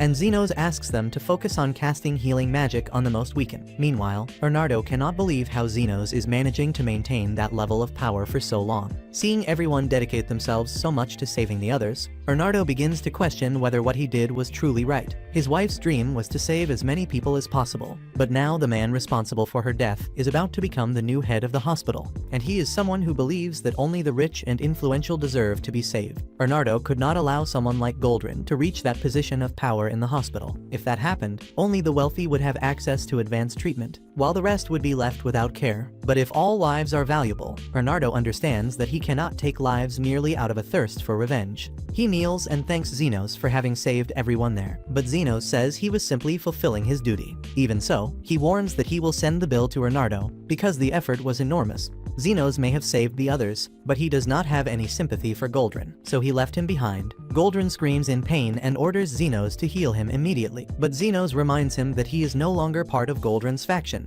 so he has no reason to obey. Goldrin then turns to the students and demands that they help him, but they had heard everything and now know that he was willing to sacrifice them, so no one wants to help. Xenos tells Goldrin that his own students have turned their backs on him. Even so, Xenos is willing to help, but only if Goldrin agrees to pay for the healing, and since Xenos is already at his limit, he will charge an additional fee. Xenos says that if Goldrin does not want to pay, he will not insist and is already leaving, but Goldrin notices that Xenos truly might let him die and ends up accepting the price. However, being healed is no longer his biggest problem, because Fennel heard everything about how Goldrin was responsible for the explosion 13 years ago, and he is furious. The next day, Bernardo is taken to be interrogated in prison, and Xenos and Yuman obtain authorization to visit him. Yuman is happy to see that Bernardo is returning to who he was before. Bernardo is also pleased with the visit, but surprised by how quickly they received permission. Xenos comments that he has a contact in the Imperial Guard, specifically the Vice Captain. Xenos thanks her for the help, but she says it is nothing compared to what Xenos has already done for her. Xenos went there because he wanted to clear up a doubt with Bernardo. After thinking about what happened the day before, he and Yuman feel that Bernardo did not want to hurt anyone. Bernardo admits that it is true. His initial idea was to use a fake poison to deceive Goldrin and force him to confess his crimes from the past. He had prepared a substance that would only paralyze, without causing harm, to make everything more convincing, but someone replaced it with the real poison, and then everything spiraled out of control. Bernardo suspects it was Afreed, who was probably at the party at the time. Yuman thinks this is great, because if they prove that Afreed was the one who made the switch, they can clear Bernardo's name. But Bernardo interrupts and says that even so, he was wrong. He realized the poison was real and, in his desperation, no longer cared if everyone died, and that is something he cannot forgive himself for. Krishna says that nobody needs to worry about Bernardo, because in the end everyone was saved thanks to Xenos' effort, and they were left with no after effects. She says that she can use her position to have the charges against Bernardo annulled. Xenos does not think this is the most correct approach, but he knows they will need all the help they can get and agrees to let Krishna handle the situation. Before Xenos leaves, Bernardo says one more thing. He finds it hard to believe that the real Afreed could have survived the accident 13 years ago, especially after Goldrin drained his life force. Because of this, Bernardo believes that the current Afreed is an imposter, and since it was Xenos who ruined this imposter's plan to make Bernardo attack a group of nobles, Bernardo fears that the next target will be Xenos. In another part of the kingdom, we discover that the one pulling the strings behind everything was the guide, who now controls Afreed's body, and he is frustrated because the plan failed.